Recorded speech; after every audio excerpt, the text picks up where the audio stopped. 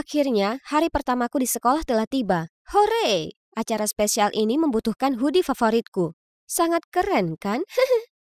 Tapi entah dari mana, aku dihadang oleh sekelompok cowok dan antrean murahan mereka. Tidak ada waktu untuk urusan monyet, tapi mereka tidak mengizinkanku pergi. Hei, apa kamu tahu siapa aku? Aku. Semuanya tiba-tiba menjadi buram. Oh tidak, kacamataku! Aku tersandung saat mencoba meraihnya kembali, tapi terdorong ke lantai. Semuanya, enyahlah, berikan aku itu. Aku mendongak dan samar-samar melihat pahlawanku menawarkan bantuan kepadaku. Dia memberiku kacamataku dan aku mengucapkan terima kasih. Tapi dia hanya menatapku dengan dingin dan pergi tanpa mengucapkan sepatah kata pun. Aneh. Oh, ngomong-ngomong, aku Hazel Palmer, 17 tahun. Tapi aku di sini bukan sebagai murid. Tapi aku seorang guru. Ya, kalian tidak salah dengar. Bukan untuk menyombongkan diri, tapi aku cukup jenius. Aku bahkan ditawari posisi dalam proyek penelitian kampusku yang sudah aku tolak untuk mengejar impianku menjadi guru SMA. Jadi inilah aku pada hari pertama aku menjalaninya. Pertama, aku diperkenalkan dengan guru-guru lain. Tapi aku tidak menyangka mereka hanya menatapku dengan tatapan menghakimi. Untunglah setelah pertemuan tersebut seorang guru muda bernama Rebecca dengan ramah menyambutku dan bahkan memberitahuku tentang beberapa anak nakal di sekolah. Sekarang saatnya bertemu dengan murid-muridku. Segera setelah aku menyelesaikan perkenalanku, seluruh kelas langsung berubah menjadi sarang lebah. Bu, bagaimana kalau kita melanjutkan pelajaran ini di bioskop malam ini? Mulet, tindik hidung, orang ini pastilah Lukas terkenal yang telah diperingatkan Rebecca kepadaku. Tolong, memangnya kamu akan berkencan dengan seseorang yang mengenakan hoodie konyol seperti itu? Iya, siapa yang membiarkan wibu mengajar di sini? Astaga, aku tidak mengharapkan reaksi ini.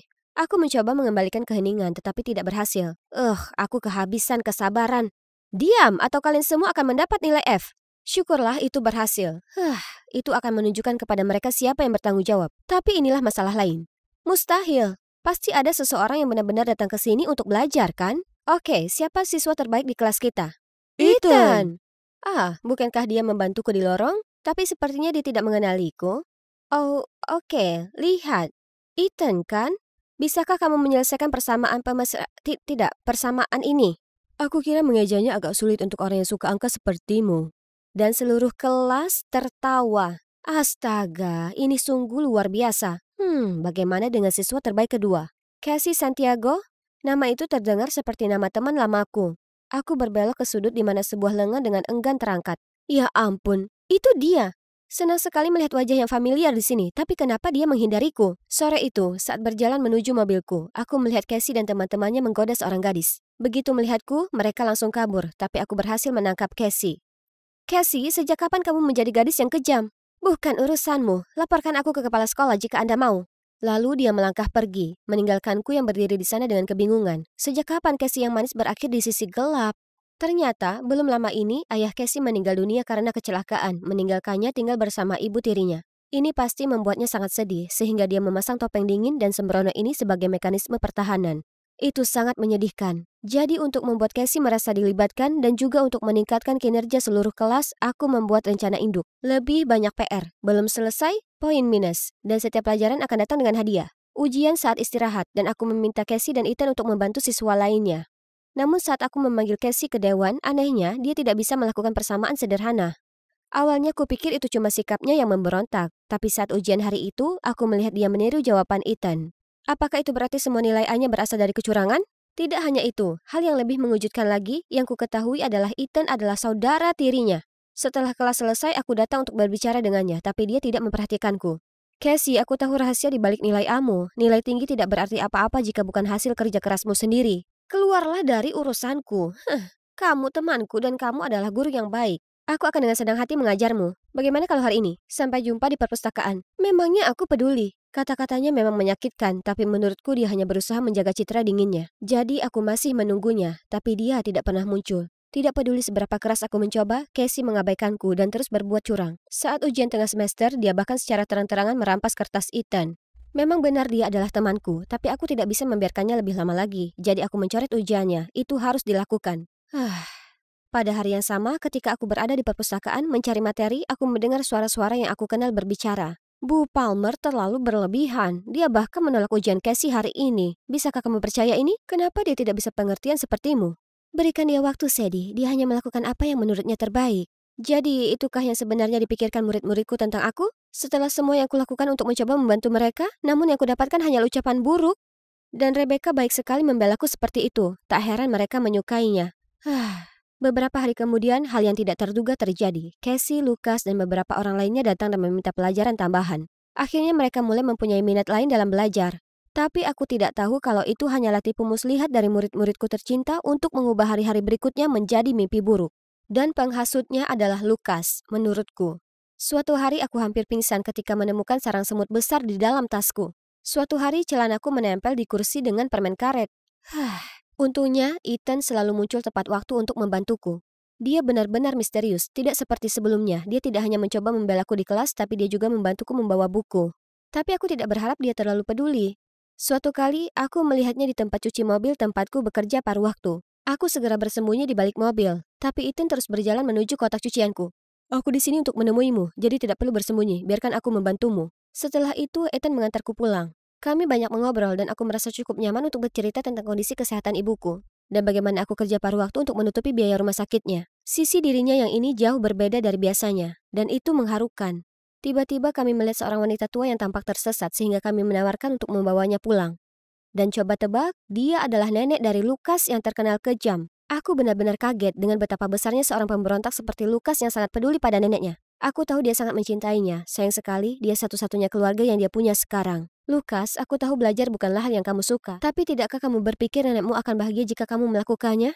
Sejak itu, Lucas berhenti berbuat nakal padaku. Begitu pula siswa lainnya. Sekarang mereka bahkan bisa mengerjakan matematika sederhana. Sebuah langkah kecil.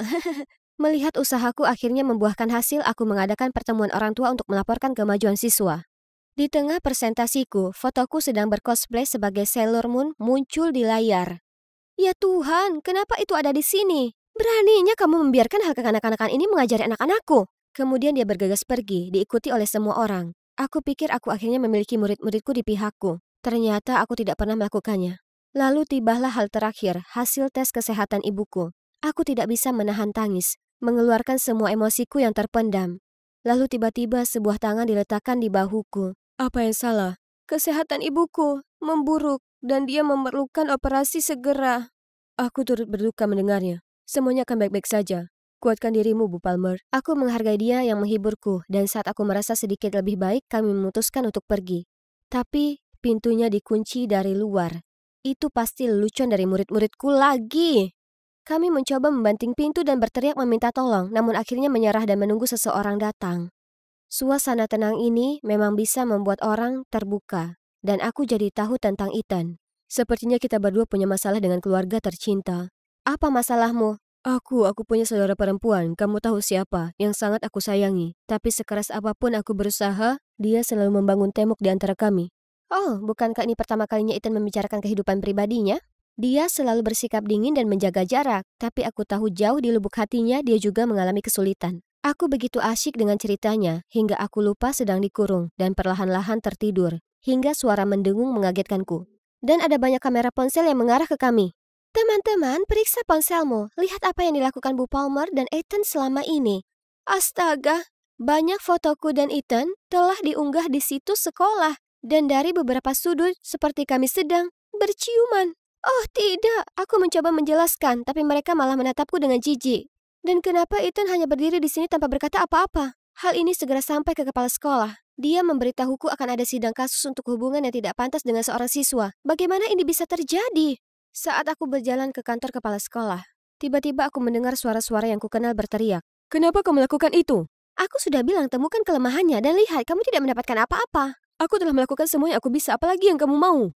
Semuanya? Lalu kenapa dia masih di sini? Selama dia masih ada, dia mengacaukan hal-hal curang kita. Dan ibu akan membuat kepalaku dipenggal karena tidak berguna di sekolah. Atau itu yang kamu mau, kakak? Apa? Jadi, Casey telah merencanakan semuanya selama ini? Dan Ethan adalah bonekanya berteman denganku hanya untuk menyenangkan adiknya. Aku tahu dia membenciku, tapi apakah Ethan juga harus begitu kejam? Casey kemudian melihatku, jadi aku kabur. Aku masih mencoba memprosesnya ketika aku masuk dan melihat dewan sekolah memelototiku. Kamu menghina profesi guru, sehingga kami tidak punya pilihan. Aku sudah siap menghadapi kemungkinan terburuk saat Ethan menyerbu masuk. Tunggu, akulah yang sengaja menjepit kunci ruang kelas untuk membalasnya karena terlalu galak. Tapi aku tidak sengaja terjebak juga. Tidak ada apa-apa di antara kami. Jadi aku dibebaskan dari semua tuduhan dan Ethan mendapatkan skorsing selama seminggu. Kenapa dia melakukan itu?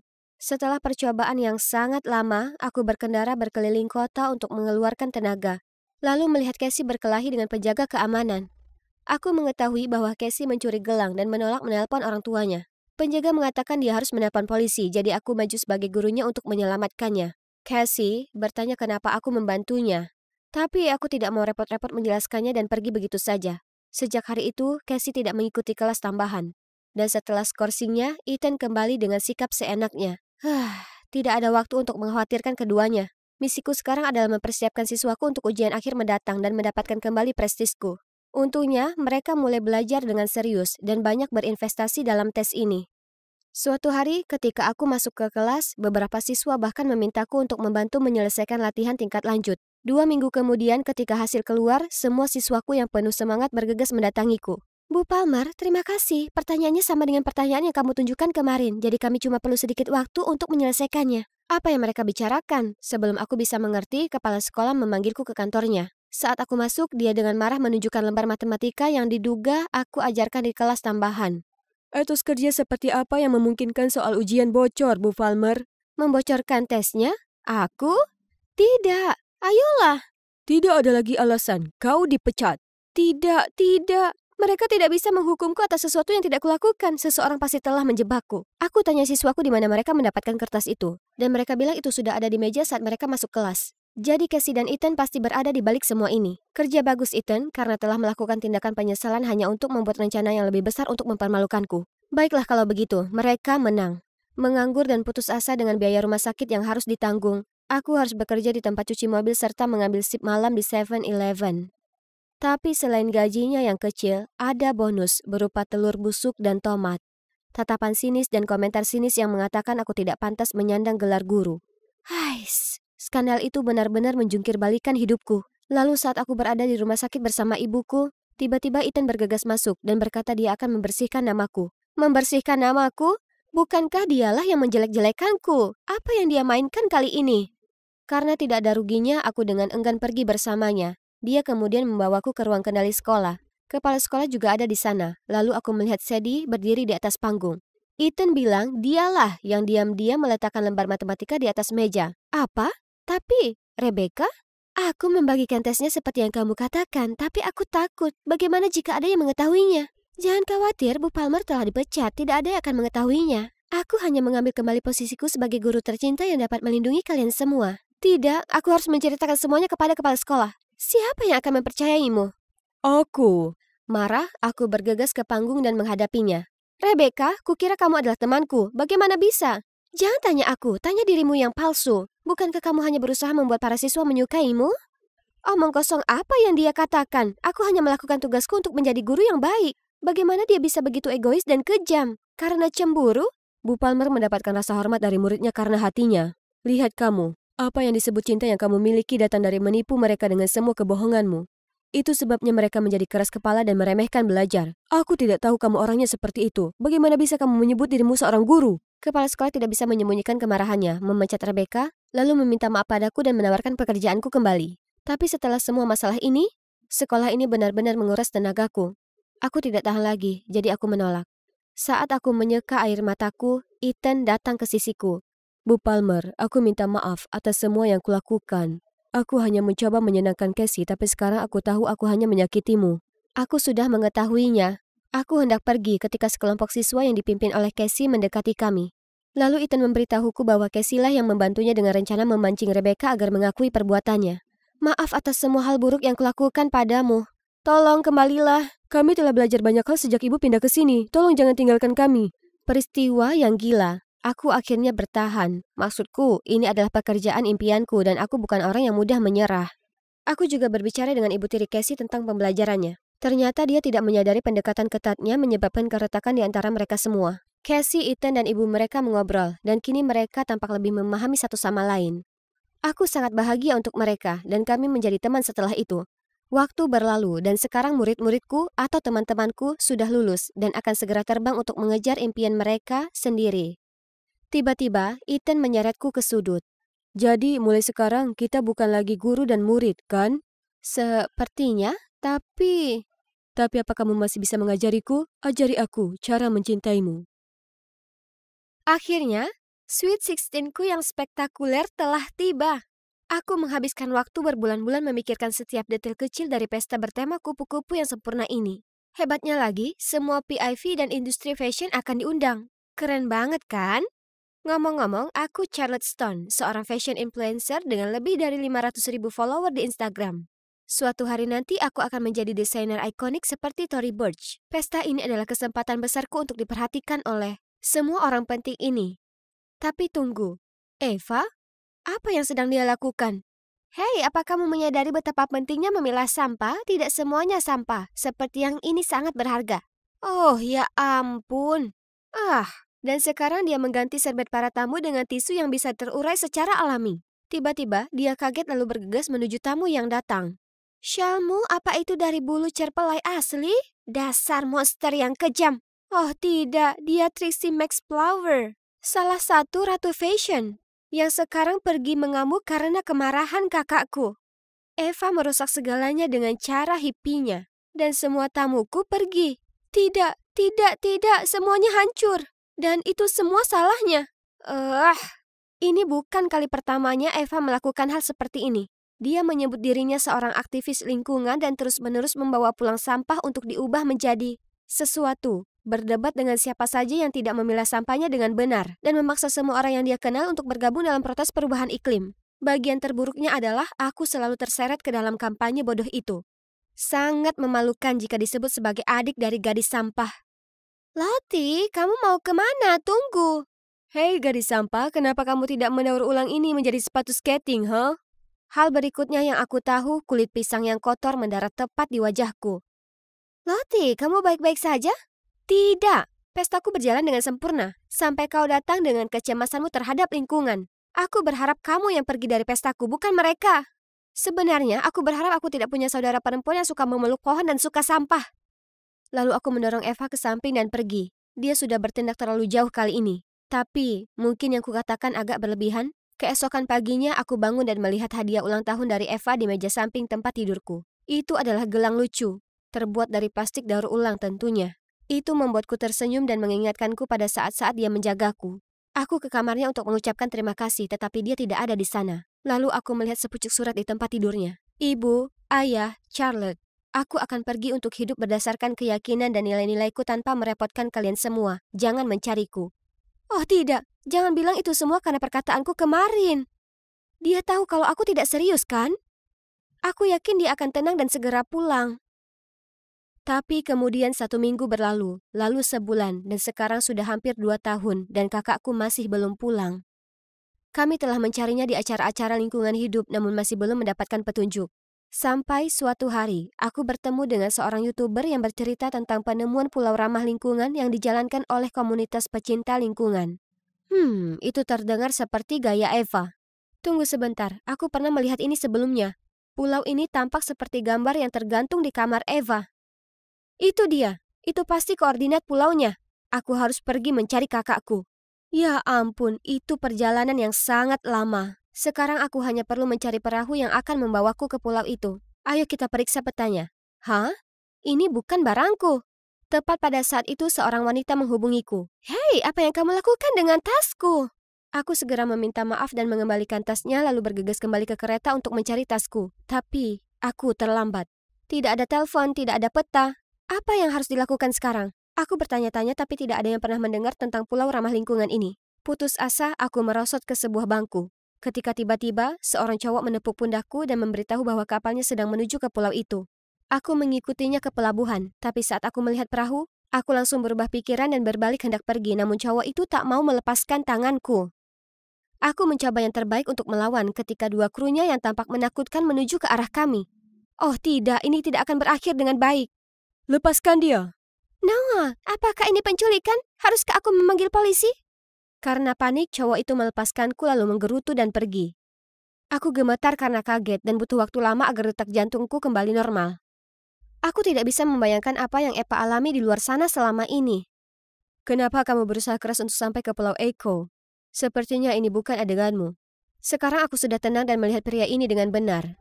Oh, dia manis. Dan dia tahu tentang pulau itu? Ternyata dia adalah mantan penghuni dan kini membawa adiknya ke sana. Aku tanya apakah dia mengenal seseorang bernama Eva Stone, tetapi dia menggelengkan kepalanya, mengatakan bahwa kebanyakan orang yang datang ke pulau itu mengubah nama mereka untuk memulai hidup baru. Oke, jadi aku harus melihat sendiri apakah Eva benar-benar ada di sana. Namun Noah bilang dia tidak bisa membantu, karena pulau ini memiliki aturan ketat terhadap pendatang baru. Jadi aku harus berbohong bahwa aku juga seorang aktivis lingkungan untuk meyakinkan mereka agar mengajakku. Dan, berhasil. Firasatku memberitahuku bahwa aku sekarang selangkah lebih dekat untuk menemukan Eva. Malam itu Noah mendirikan tenda di tepi pantai dan kami menunggu di sana perahu yang dijadwalkan membawa kami ke pulau itu pada pagi hari. Melihat Noah merawat Ellie membuatku sangat merindukan kakakku. Kebodohan egoisku telah mengusirnya. Tapi sekarang aku akan memperbaikinya. Aku pasti akan menemukan Eva. Keesokan harinya, Noah membangunkanku pagi-pagi sekali hingga burung camar pun tidak ada. Kami menaiki perahu layar yang tampak reot ini tanpa mesin apapun. Halo, apakah kita akan pergi ke pulau itu atau kembali ke zaman purba? Noah membantu mengarungi perahu sedangkan aku harus mengurus talinya. Ini jauh lebih sulit daripada kelihatannya. Aku hampir tidak bisa merasakan otot lenganku. Angin terbaik yang pernah ada, Charlotte. Kamu adalah jimat keberuntungan kami. Tapi ya, setidaknya aku memiliki pemandangan indah ini sebagai kompensasinya. Tiba-tiba, tali itu terlepas dari tanganku, menyebabkan pergelangan kemudi berputar dan gelangku terlempar ke laut. Oh tidak! Noah mencoba menghentikanku, tapi aku sudah berada jauh di dalam air dan langsung dikerumuni sampah. Itu dia. Aku menyingkirkan sampah itu, meraih gelang itu, dan hendak berenang kembali ketika kakiku tersangkut jaring ikan. Aku terjebak. Saat meronta, aku melihat seekor penyu mati, terbelit kantong plastik, hanyut. Apakah ini pertanda nasibku sendiri? Lalu aku merasakan pinggangku ditarik dan tiba-tiba aku terangkat ke atas air.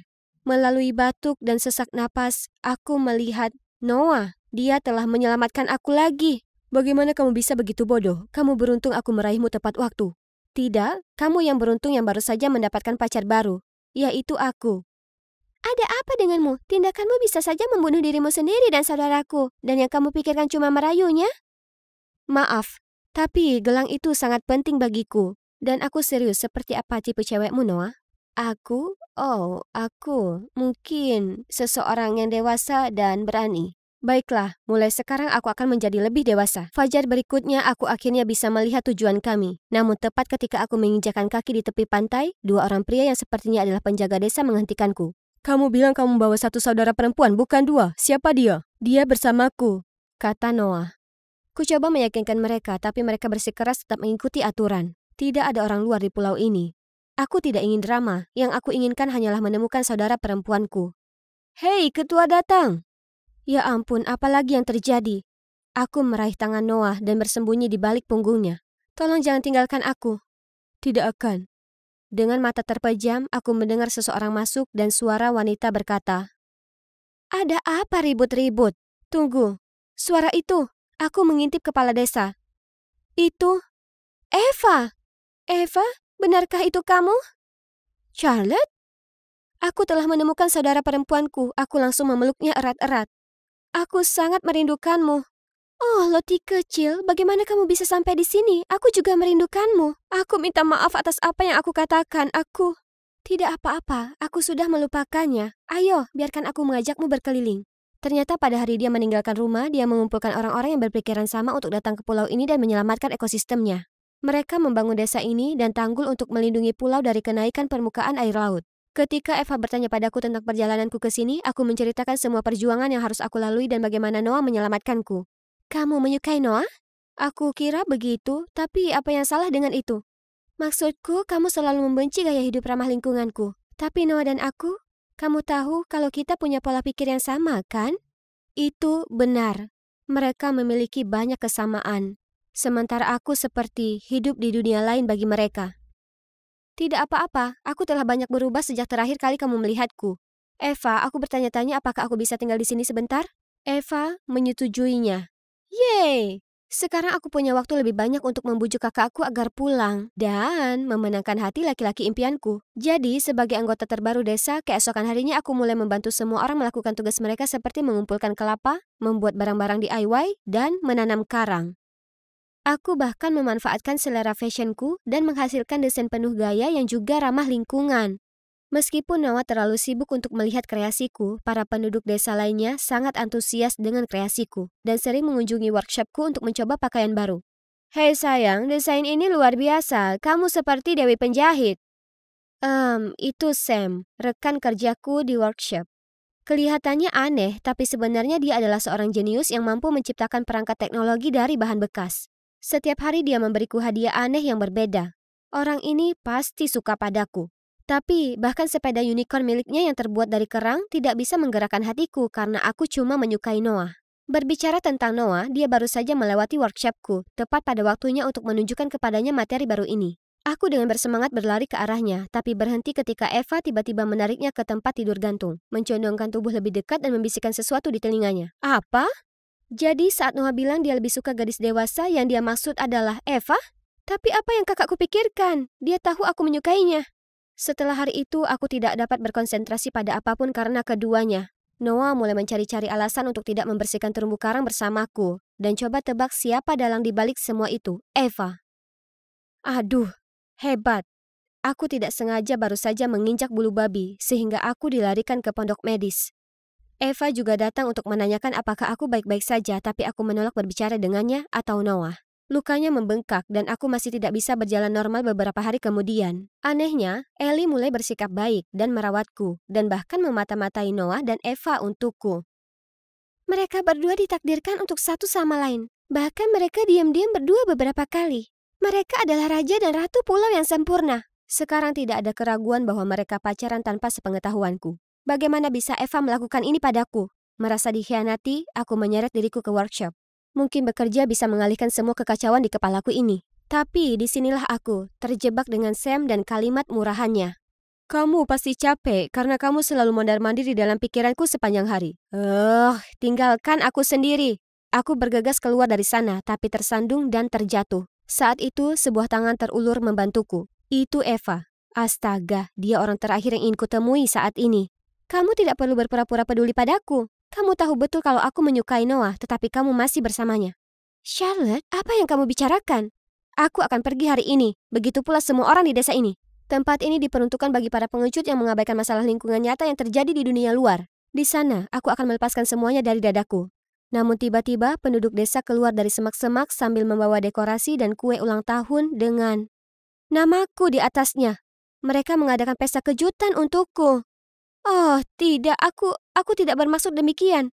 Karena kecewa dengan kata-kataku, mereka semua pergi. Aku kira kamu melihatku bersama ketua ketika kami merencanakan kejutan ulang tahunmu. Tidak ada apapun yang terjadi di antara kita.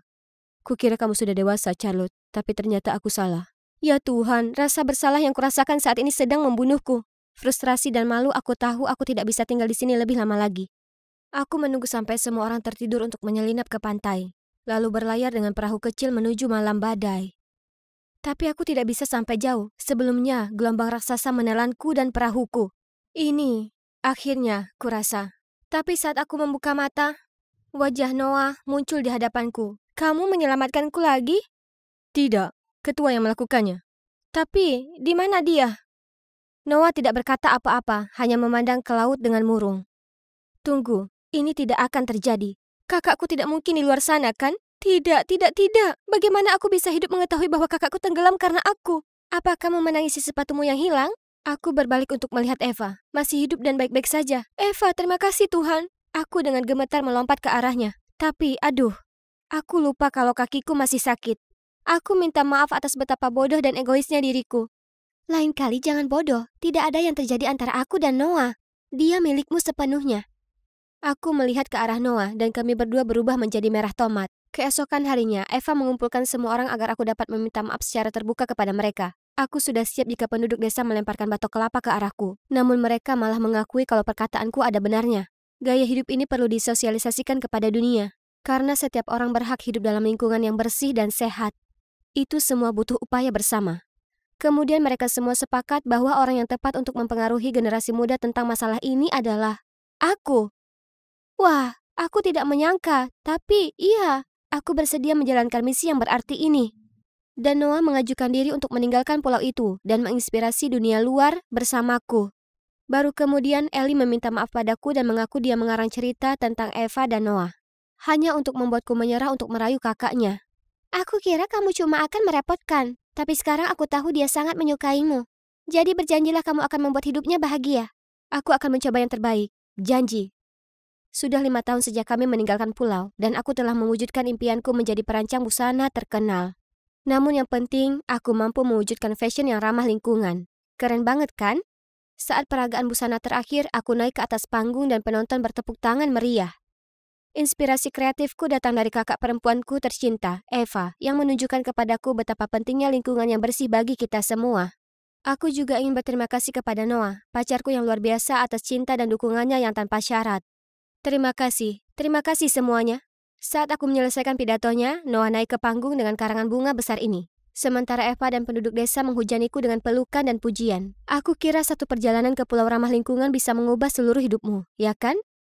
Tidak ada di sini. Di sana juga tidak. Di mana ya? Ini bukan sembarang kaos. Ini adalah milikku yang paling berharga.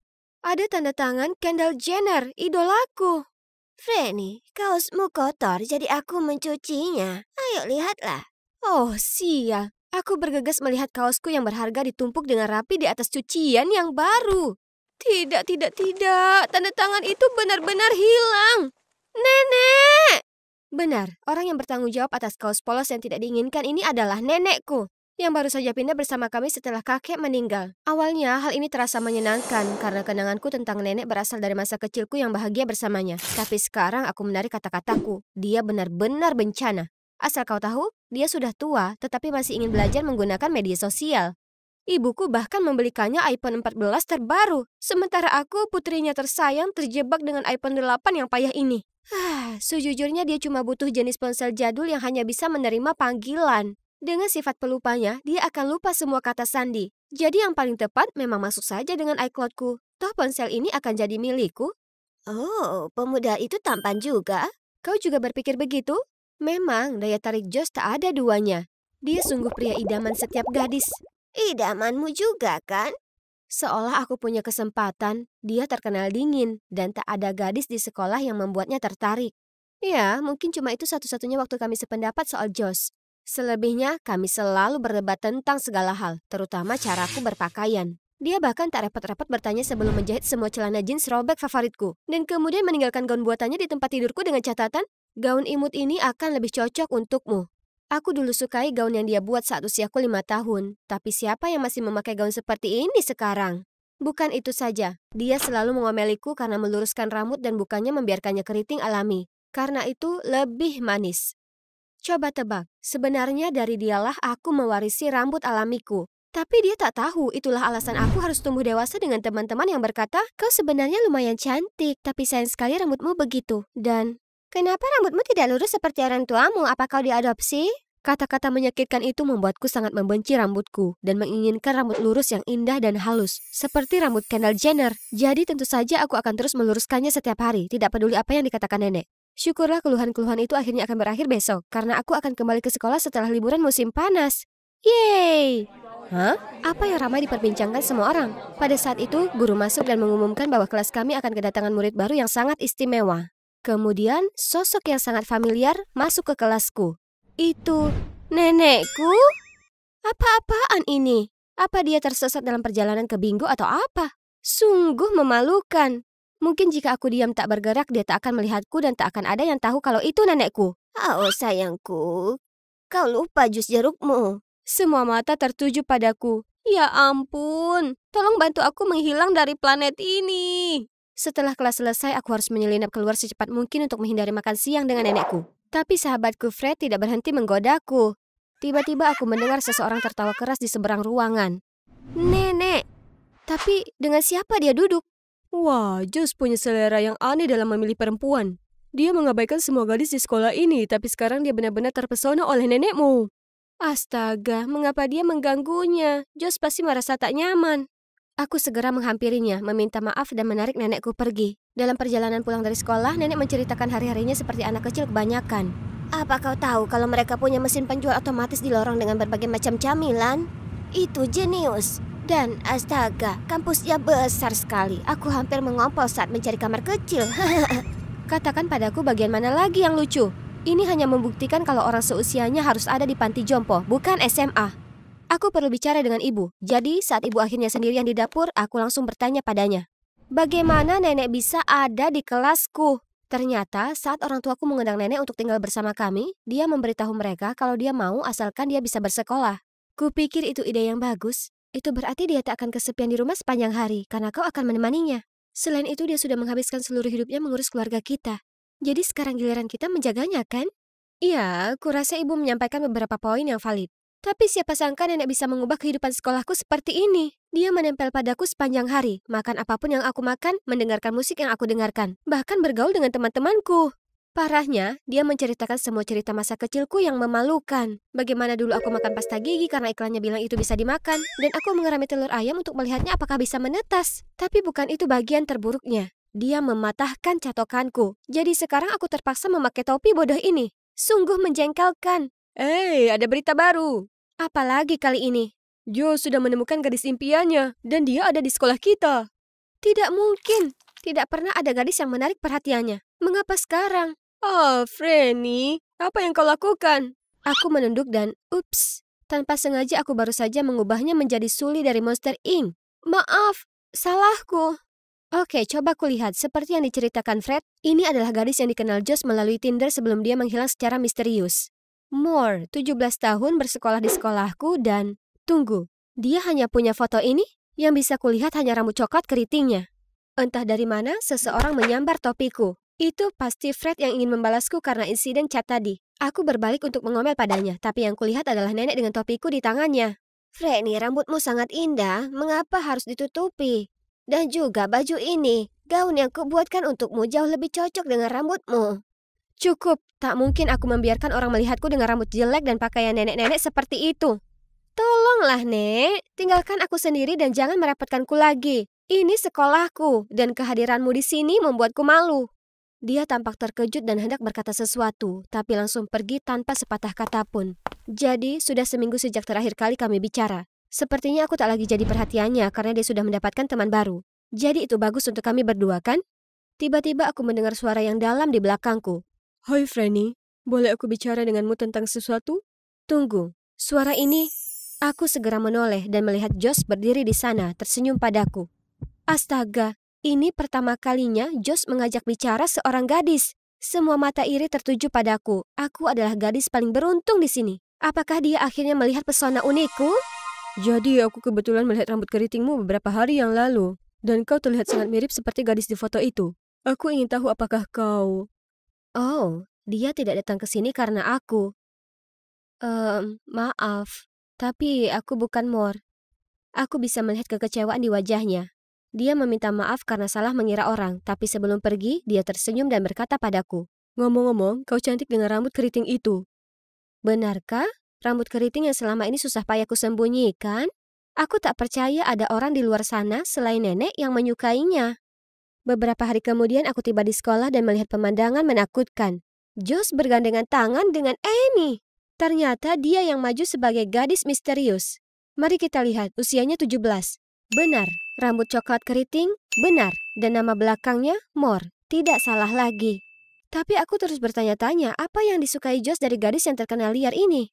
Gengnya yang sekarang termasuk nenekku tersayang selalu melakukan trik-trik bodoh untuk mendapatkan perhatian. Lihat, dia tak ada bedanya dengan lampu lalu lintas sekarang setelah berteman dengan mereka.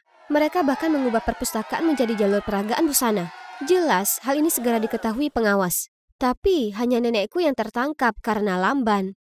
Karena itu, dia mendapat surat untuk ke kantor kepala sekolah dan mereka memanggil ibuku.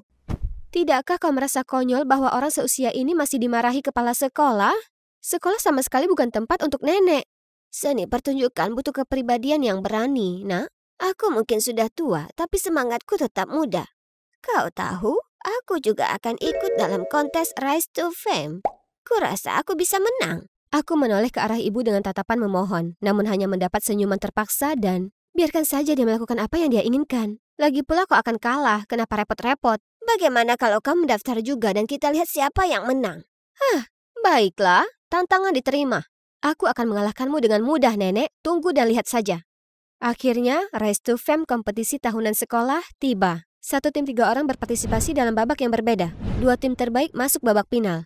Babak pertama, bola tangan sangat mudah bagi kami. Memiliki 2 tipe yang suka olahraga di tim sangat membantu. Sementara tim nenek, yang terdiri dari dia sendiri, Josh, dan si centil Amy, mereka langsung tersingkir. Haha. Setelah olahraga adalah babak sudoku. Setiap tim akan bersaing satu sama lain. Yang selesai duluan yang menang. Yang seharusnya mudah karena saat aku kecil dulu sering menghabiskan sore hari yang diguyur hujan untuk bermain ini bersama nenek. Di sisi lain, Amy mengeluh pada panitia kalau babak ini adalah lelucon karena sudoku sudah ketinggalan zaman. Semakin banyak dia bicara, semakin terlihat kalau dia sangat buruk dalam matematika dan angka. Jadi ini seperti mengambil permen dari bayi, kan? Tapi aku lupa kalau nenek ada di tim mereka. Dan tak disangka, Josh juga sangat cerdas. Tak butuh waktu lama bagi mereka memecahkan teka-teki yang sulit. Melihat mereka berpelukan dan merayakannya membuatku kesal. Kalah 1 detik saja dari mereka benar-benar menohok. Fokus, Franny. Kita harus kalahkan mereka di babak negara dan sejarah untuk menang. Tinggal beberapa menit lagi menuju babak final. Aku hendak meninggalkan ruang tunggu ketika tiba-tiba mendengar ding dari ponsel yang tertinggal di kursi. Itu ponsel nenek. Tapi, tunggu. Dia tahu cara menggunakan Tinder? Karena penasaran aku membukanya dan di layar ada semua pesan dari Josh dan Moore yang misterius. Mengapa nenek punya akun ini? Dan mengapa Josh yakin Amy bukanlah orang yang dia cari? Aku segera mencari nenek dan menemukannya di sudut sayap panggung. Namun saat aku mendekatinya, dia menarik tanganku dan memberi isyarat agar aku diam. Haha, kukira kau biarkan nenek tua bergabung di tim sebagai lelucon. Siapa tahu dia sangat membantu. Kau akan menang dengan mudah. Iya benar, aku juga dengar kalau sejarah adalah kelebihannya. Aku hanya butuh dia untuk menyelesaikan babak terakhir ini lalu aku akan langsung menendangnya. Seluruh kelompok itu tertawa. Dengan gugup aku menoleh ke arah nenek, tapi dia tak menunjukkan tanda-tanda kemarahan. Jadi, apa yang akan dilakukan nenekku selanjutnya? Begitu babak final dimulai, nenek berdiri, mengambil mikrofon dan mengumumkan. Aku ingin mundur dari kompetisi ini karena aku tidak akan pernah membiarkan orang bermuka dua mengalahkanku. Setelah itu ia pun pergi, dan seluruh penonton mulai ribut, sementara wajah Amy memucat. Namun, yang paling mengejutkan adalah ketika Josh juga naik ke atas panggung. Aku juga, aku tidak ingin satu tim dengan pembohong. Lalu dia berjalan pergi dan Amy mengejarnya. Penonton bersorak dan panitia mengumumkan bahwa ini berarti tim kami secara otomatis memenangkan kompetisi. Setelah upacara penghargaan, aku segera pulang ke rumah dan mendapati nenek sedang merenung di taman. Aku diam-diam duduk di sampingnya dan meletakkan tanganku di pundaknya untuk menghiburnya. Dia menatapku, tersenyum lembut dan mulai menceritakan kisah-kisah yang belum pernah kudengar sebelumnya. Aku jadi tahu kalau dia hamil di usia 16 tahun dan putus sekolah. Teman-temannya tidak terlalu baik padanya, jadi dia tidak pernah melanjutkan pendidikannya. Jadi sekarang dia punya waktu, dia memutuskan kembali ke sekolah untuk merasakan masa mudanya yang hilang. Itu sebabnya, Franny, jangan pernah biarkan kata-kata jahat orang lain menyakitimu. Hargai apa yang kau miliki, karena masih ada orang yang mencintai sisi itu dari dirimu. Apa yang dikatakannya sungguh menyentuh dan mengingatkanku akan pujian Josh tentang rambutku. Nenek, jadi ada apa dengan akun Tinder itu? Oh, aku tahu kau sangat menyukai Josh, jadi aku membuat akun untuk mengetahui lebih banyak tentangnya agar aku bisa membantumu. Ternyata, foto profil itu adalah foto nenek saat ia masih muda, sehingga mirip denganku. Moore sebenarnya adalah nama kecilnya. Aku memeluknya dan meminta maaf sebesar-besarnya atas perilakuku yang buruk. Dia menepuk kepalaku dengan lembut, tersenyum dan berkata kalau dia akan membawaku ke sebuah tempat rahasia. Keesokan harinya, aku kembali dengan rambut keriting alamiku dan mengenakan gaun yang nenek berikan. Gaun ini tidak trendy, tapi sangat pas di badanku, dan anehnya, aku merasa cukup percaya diri memakainya. Nenek dan aku masuk dengan riang ke sebuah kafe buku, dan aku melihat, Josh, aku membawa orang yang kau cari ke sini. Kami berdua menatapnya dengan penuh tanya. Maksudmu? Ternyata masih ada satu hal yang belum dia ceritakan padaku. Kalau nama samaran Moore yang dia pasang di Tinder adalah berdasarkan kesukaanku, hobiku, kebiasaanku, selera musikku, dan lain-lain. Dia telah mengumpulkan segala sesuatu tentangku untuk dikirim ke Josh. Aku harus memberitahunya kalau ada seorang gadis yang menarik seperti Franny di luar sana, kan? Itulah mengapa Josh merasa tidak cocok dengan Amy. Kemudian babak kecerdasan membuktikannya, karena dia dan gadis misterius itu memiliki satu kesamaan, kecintaan terhadap sudoku. Akhirnya, semuanya menjadi jelas. Nenek masih datang ke sekolahku, dan aku sebenarnya tidak keberatan lagi. Dia membawa kue buatan sendiri untukku dan teman-teman, menceritakan kisah-kisah menarik tentang masa lalu dan memberikan nasihat-nasihat terbaik. Yang paling penting, dia membuatku sadar bahwa menjadi diriku tidaklah buruk, rambut keriting dan sebagainya. Hampir lupa, kau juga ingin tahu apa yang terjadi antara aku dan Josh, kan? Ya, kurasa kau harus melihatnya sendiri. Aku sedang berjalan melewati hutan saat sebuah jeritan mengagetkanku. Seorang pria berlari ketakutan dari sekawanan serigala. Dengan cepat aku mengaum ke arah mereka lalu meringkuk. Teralihkan, para serigala berhenti, meninggalkan pria itu dan dengan hati-hati mengendus-endus ke arahku. Hei cewek, larilah! Shh. Setelah menganggap aku bukan ancaman, mereka menggoyangkan ekor mereka dan mulai menjilati wajahku. Tidakkah kau takut? Tidak sama sekali, orang-orang sering salah paham dengan serigala. Ini bukan cerita gadis bertudung merah, mereka sebenarnya bukan yang memakan nenek. Kemarilah dan berteman, kawan. Hai, namaku Winona, seorang pribumi Amerika berusia 18 tahun di cagar alam Blackfeet dengan ibuku, dan aku akan ceritakan pada kalian cerita yang paling gila dalam hidupku. Setelah serigala pergi, ku bawa dia ke tempat untuk bersihkan lukanya, dan cerita lebih banyak tentang serigala. Jadi kau lahir dan besar di Blackfoot? Ini pertama kali aku bertemu pribumi Amerika. Bagaimana denganmu? Apa yang membawamu ke sini, anak kota? Aku sebenarnya pianis yang jalan-jalan ke sini mencari inspirasi. Sudahkah kau temukan, ataukah justru hampir kehilangan dirimu sendiri tadi? Inspirasi sulit untuk ditemukan, terutama jika kau adalah seorang pianis teater. Seorang apa? Seorang pianis teater. Aku bekerja di Winter Garden. Di New York? Wah, mimpiku adalah menjadi aktris musikal Broadway. Sebenarnya teaterku sedang mencari kru panggung. Kau bisa mulai dari situ dan aku akan cari cara untuk mengenalkanmu ke orang yang tepat. Aku tak bisa lewatkan kesempatan sekali seumur hidup ini. Tapi masalahnya, ibuku sangat benci dengan seni teater dan melarangku bahkan untuk membahasnya. Jadi, aku harus menyusun rencana. Kubawa Luke pulang untuk makan siang. Ibu sangat menerima dan bahkan menyiapkan jamuan makan. Jadi kamu Luke ya? Apa yang membawamu ke Montana? Saya sedang mengerjakan riset sekolah. Saya kuliah. Oh, jadi kau sebaya dengan Winona. Dia baru saja lulus SMA. Saya tahu dan jika bukan karena Winona, aku mungkin sudah mati sekarang. Jadi saya pikir jika Anda membolehkan, saya ingin mengajak dia berkuliah dengan saya. Kau baik sekali, tapi apa yang kau pelajari? Manajemen perhotelan. Ibu, kurasa aku bisa mencobanya juga. Tapi sayang, kau bilang kau ingin cuti kuliah dulu. Aku hanya tak ingin coba jalani kuliah sendirian. Tapi sekarang aku bertemu Luke, itu akan berbeda. Nyonya Ryder, saya janji saya akan menjaganya. Ibu tersenyum, kemudian mengangguk. Yes, misi tercapai. Oh astaga, lihat betapa gilanya jalanan di New York.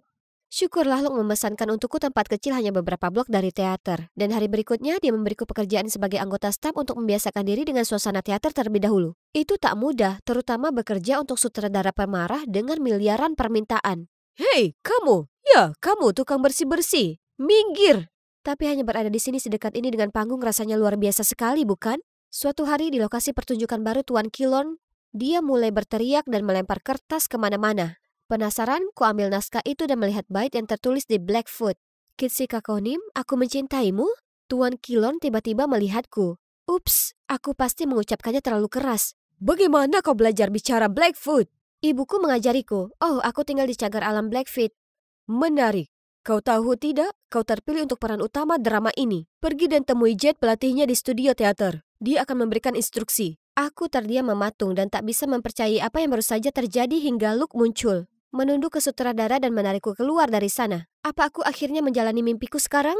Ini dia, studio dari kartu nama itu. Hah? Apa mereka mengusir anjing hutan? Pria bodoh ini mengayunkan payungnya pada binatang yang menggeram itu. Aku berusaha memberitahu semua orang untuk mundur tapi tak ada yang mendengar suaraku yang kecil. Hingga seorang pria di sebelahku tiba-tiba angkat bicara. Semuanya mundur! Syukurlah orang-orang akhirnya mendengar. Dengan perlahan ku dekati anjing hutan itu, berlutut dan menawarkan tanganku padanya. Saat dia terlihat cukup mempercayaiku, dengan lembut ku usap kepalanya dan menenangkannya. Tak lama, asisten Tuan Kilon muncul dan membawa masuk anjing hutan itu. Ternyata itu peliharaan Tuan Kilon. Siapa yang memelihara makhluk liar jadi peliharaan di ruang perkotaan yang padat seperti ini? Kau tak apa? Apa kau terluka? Aku baik-baik saja. Kasihan anjing liar itu tampak ketakutan. Kau tahu banyak soal binatang ya? Aku tumbuh besar dengan mereka, ya, dalam mitologi Blackfoot, anjing liar adalah roh pelindung. Nah, kau memang roh pelindung tadi itu. Aku masih sangat tersentuh dengan kata-katanya, kemudian Luke tiba-tiba muncul. Winona, aku baru saja dengar apa yang terjadi. Kau tak apa? Apa yang kau lakukan di sini? Laki-laki itu yang bersikap ramah beberapa saat lalu, kini tampak waspada dan berlalu begitu saja sementara Luke memelototinya. Aku tak apa, kau sebaiknya jauh-jauh dari dia.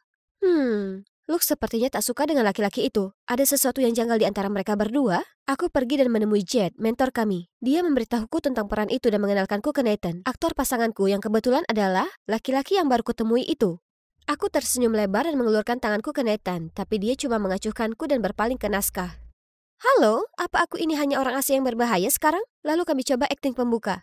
Tapi karena ini pertama kali aku di atas meja putar, aku salah langkah, lalu jatuh. Nathan. Aku tersipu saat dia tiba-tiba melirik Luke dan menjatuhkanku hampir mencium lantai. Tepat saat itu seorang gadis menerobos masuk. Apa semuanya sudah siap untuk setku? Kau terlambat lagi, Stella, dan sebenarnya kau dan Winona berdua akan berlatih dan kita akan lihat siapa yang pantas untuk peran itu. Winona siapa? Seolah orang yang bukan siapa-siapa ini bisa masuk dan berusaha mencuri peranku. Sombongnya, dia beruntung si bukan siapa-siapa ini tak mau membuat keributan di hari pertamanya. Selama jeda istirahat, ku tanya Luke lebih jauh tentang Stella. Stella itu sangat berbakat. Dia itu luar biasa dalam menari, bernyanyi, dan akting. Tapi tak heran karena dia sudah berlatih sejak dia masih kecil. Itulah tepatnya kenapa kita sebaiknya berikan saja perannya. Buang-buang waktu berurusan dengan amatir. Itu sangat kasar. Sangat disayangkan pernah menganggap dia ramah. Di minggu-minggu berikutnya, aku akhirnya lebih memahami karakterku. Peran utama perempuan itu merupakan wanita Blackfoot yang lembut dan membumi. Mudah sekali. Aku hanya perlu berpura-pura jadi ibuku.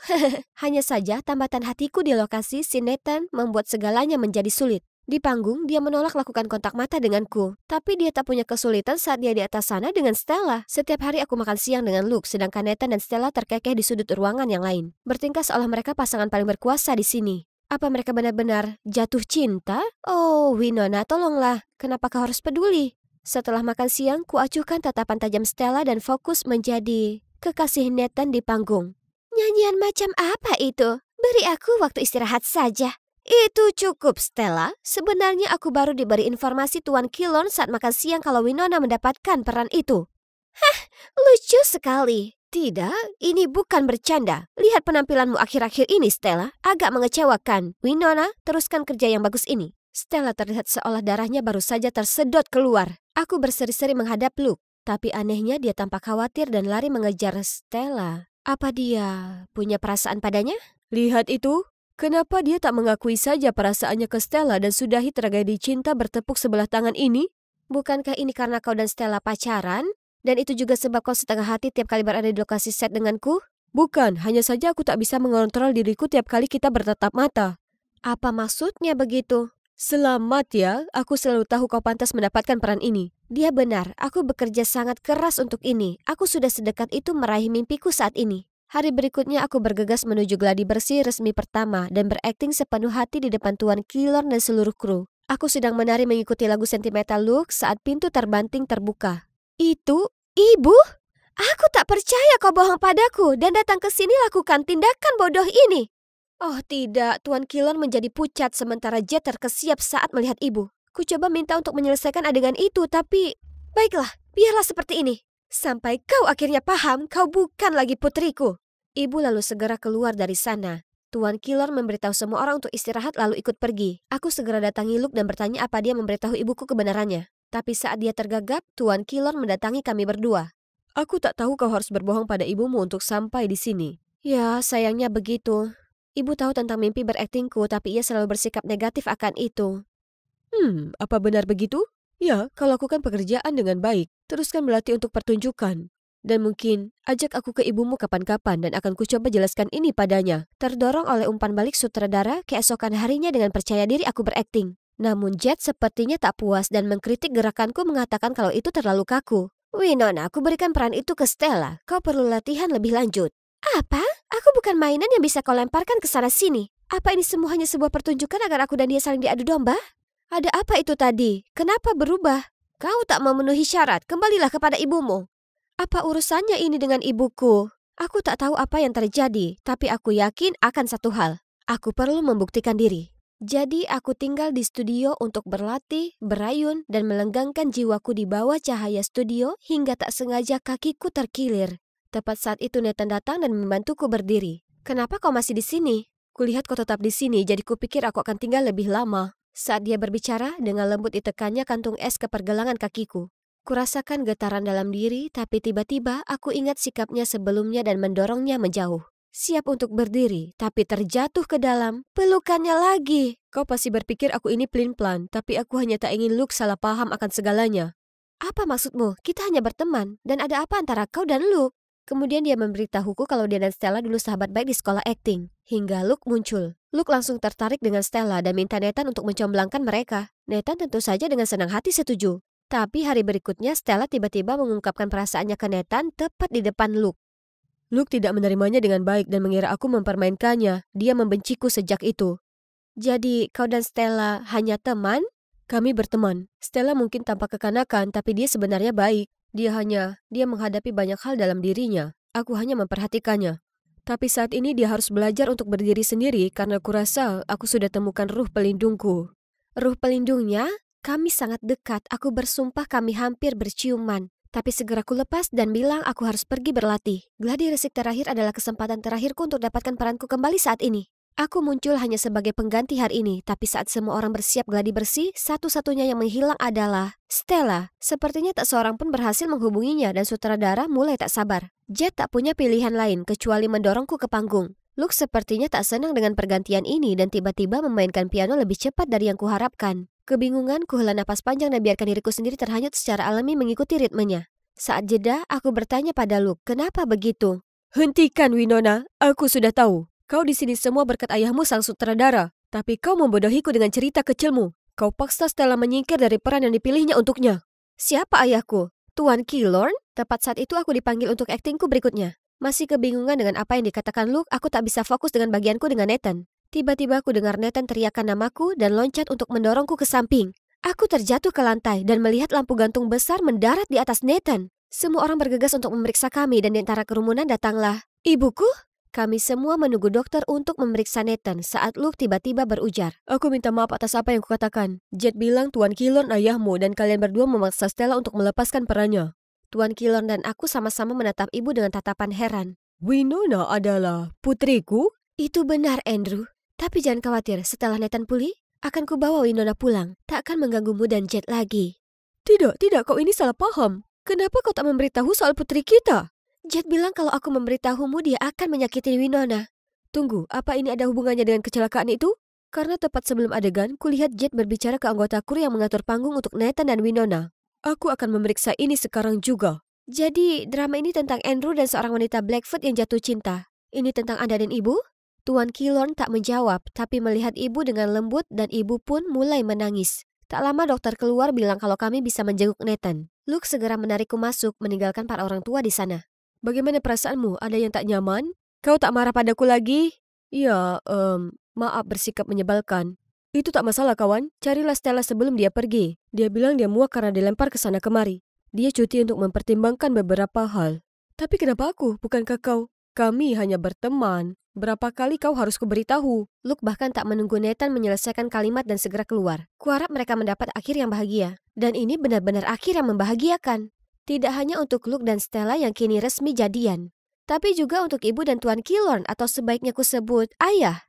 Keluarga kami akhirnya bersatu kembali. Di sisi lain, Jet menghilang segera setelah rencananya terungkap. Ternyata semua ini dikarenakan dia mencintai ayahku selama bertahun-tahun. Jadi dulu saat ibu pacaran dengan ayah, dia bohong soal ayah untuk membuat ibu pergi. Geram karena baik ibu dan aku kembali, dia putuskan untuk mengusir kami selamanya. Ayah membantuku mendapat tempat di Akademi Teater di New York, tapi dia sangat merindukan ibuku. Jadi selalu membuat alasan untuk membawaku dan Nathan kembali ke Montana. Kalian berdua butuh lebih banyak inspirasi ya kan? New York hanyalah hiruk pikuk. Jadi bagaimana kalau kita pindahkan studio ke sini? Nathan, bagaimana menurutmu? Aku tak tahu, tapi dimanapun kamu berada, disitulah aku. Hai, aku Esther, dari channel TikTok Estetik. Tempatku berbagi kecintaan akan mode. Lihat desain terbaruku. Keren kan? Siapa yang mengira kalau koran adalah bahan yang bagus sekali untuk membuat gaun? Aku sedang mencobanya dan berpose foto saat ku dengar ada yang mengetuk pintuku. Itu ibu dan ayah. Esther, kami punya berita bagus. Kita akan pindah. Apa? Ayah dipindah ke cabang lain di San Francisco. Apa kau percaya kita akan tinggal di kota yang cerah itu? Tidak, kita tak bisa pindah. Aku sudah senior, semua teman-temanku di sini. Bu? Sudah, lupakan saja dan mulai berkemas. Ini satu-satunya cara kita mendapat kehidupan yang lebih baik. Kenapa mereka tak bisa mengerti kalau aku tak hanya pemalu, tapi sebenarnya punya kecemasan sosial yang parah? Ini hal nyata yang tak bisa kuabaikan begitu saja. Itulah juga kenapa 2 juta pengikut TikTokku masih belum melihat wajahku. Aku nyaris tak bisa atasi stres di depan layar. Apalagi sendirian di sekolah baru yang penuh dengan orang asing. Oh astaga, tempat ini pasti 2 kali lebih besar dari sekolah lamaku. Butuh waktu lama untuk temukan kamar mandi. Astaga, rasanya seolah ribuan mata tertuju padaku. Atau mungkin tidak, tapi aku tak bisa ambil risiko melihat sekeliling. Bagaimana kalau seseorang kontak mata? Telapak tanganku berkeringat, jantungku berdegup keras, aku hampir tak dengar apapun. Tapi kemudian ada pasangan keren masuk dan benar-benar menarik perhatian semua yang di lorong. Bagus, pastinya tak ada satupun yang memperhatikanku sekarang. Aku sangat lelah berlari dari satu kelas ke kelas selanjutnya. Sekarang, di mana aku akan duduk? Aku mendekat ke satu meja, tapi tak ada seorang pun yang peduli. Aku tak yakin apa aku sebaiknya duduk atau tidak saat tiba-tiba ada gadis cantik yang muncul. Biru langit.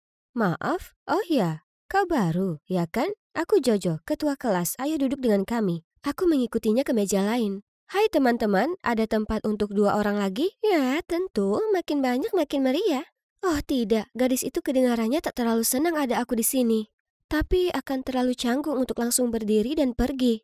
Hai, aku Esther. Hei, aku tak tahu mereka menyajikan tomat segar di sini. Selesaikan makan siangmu, Amanda. Kita punya PR untuk dikerjakan. Phew, ya, pikirkan PR kalian, kawan. Jangan hiraukan aku. Aku sudah tahu dana sekolah, jadi hari berikutnya tak terlalu berat. Hingga kulihat ada gadis yang melambai padaku. Dia terlihat seperti Jojo, tapi matanya bukan biru. Pasti saudara kembar atau duplikatnya yang melambai ke seseorang di belakangku. Kau baru saja di-ghosting dalam kenyataan. Dan kau sebut dirimu ketua kelas? Aku tersentak. Jadi sebenarnya itu ketua kelas yang kemarin? Aneh sekali. Kemudian mimpi burukku jadi kenyataan di kelas biologi. Kami harus lakukan tugas berpasangan. Oke, grup mana yang mau anggota baru? Ada? Tolong, bantulah anak perempuan.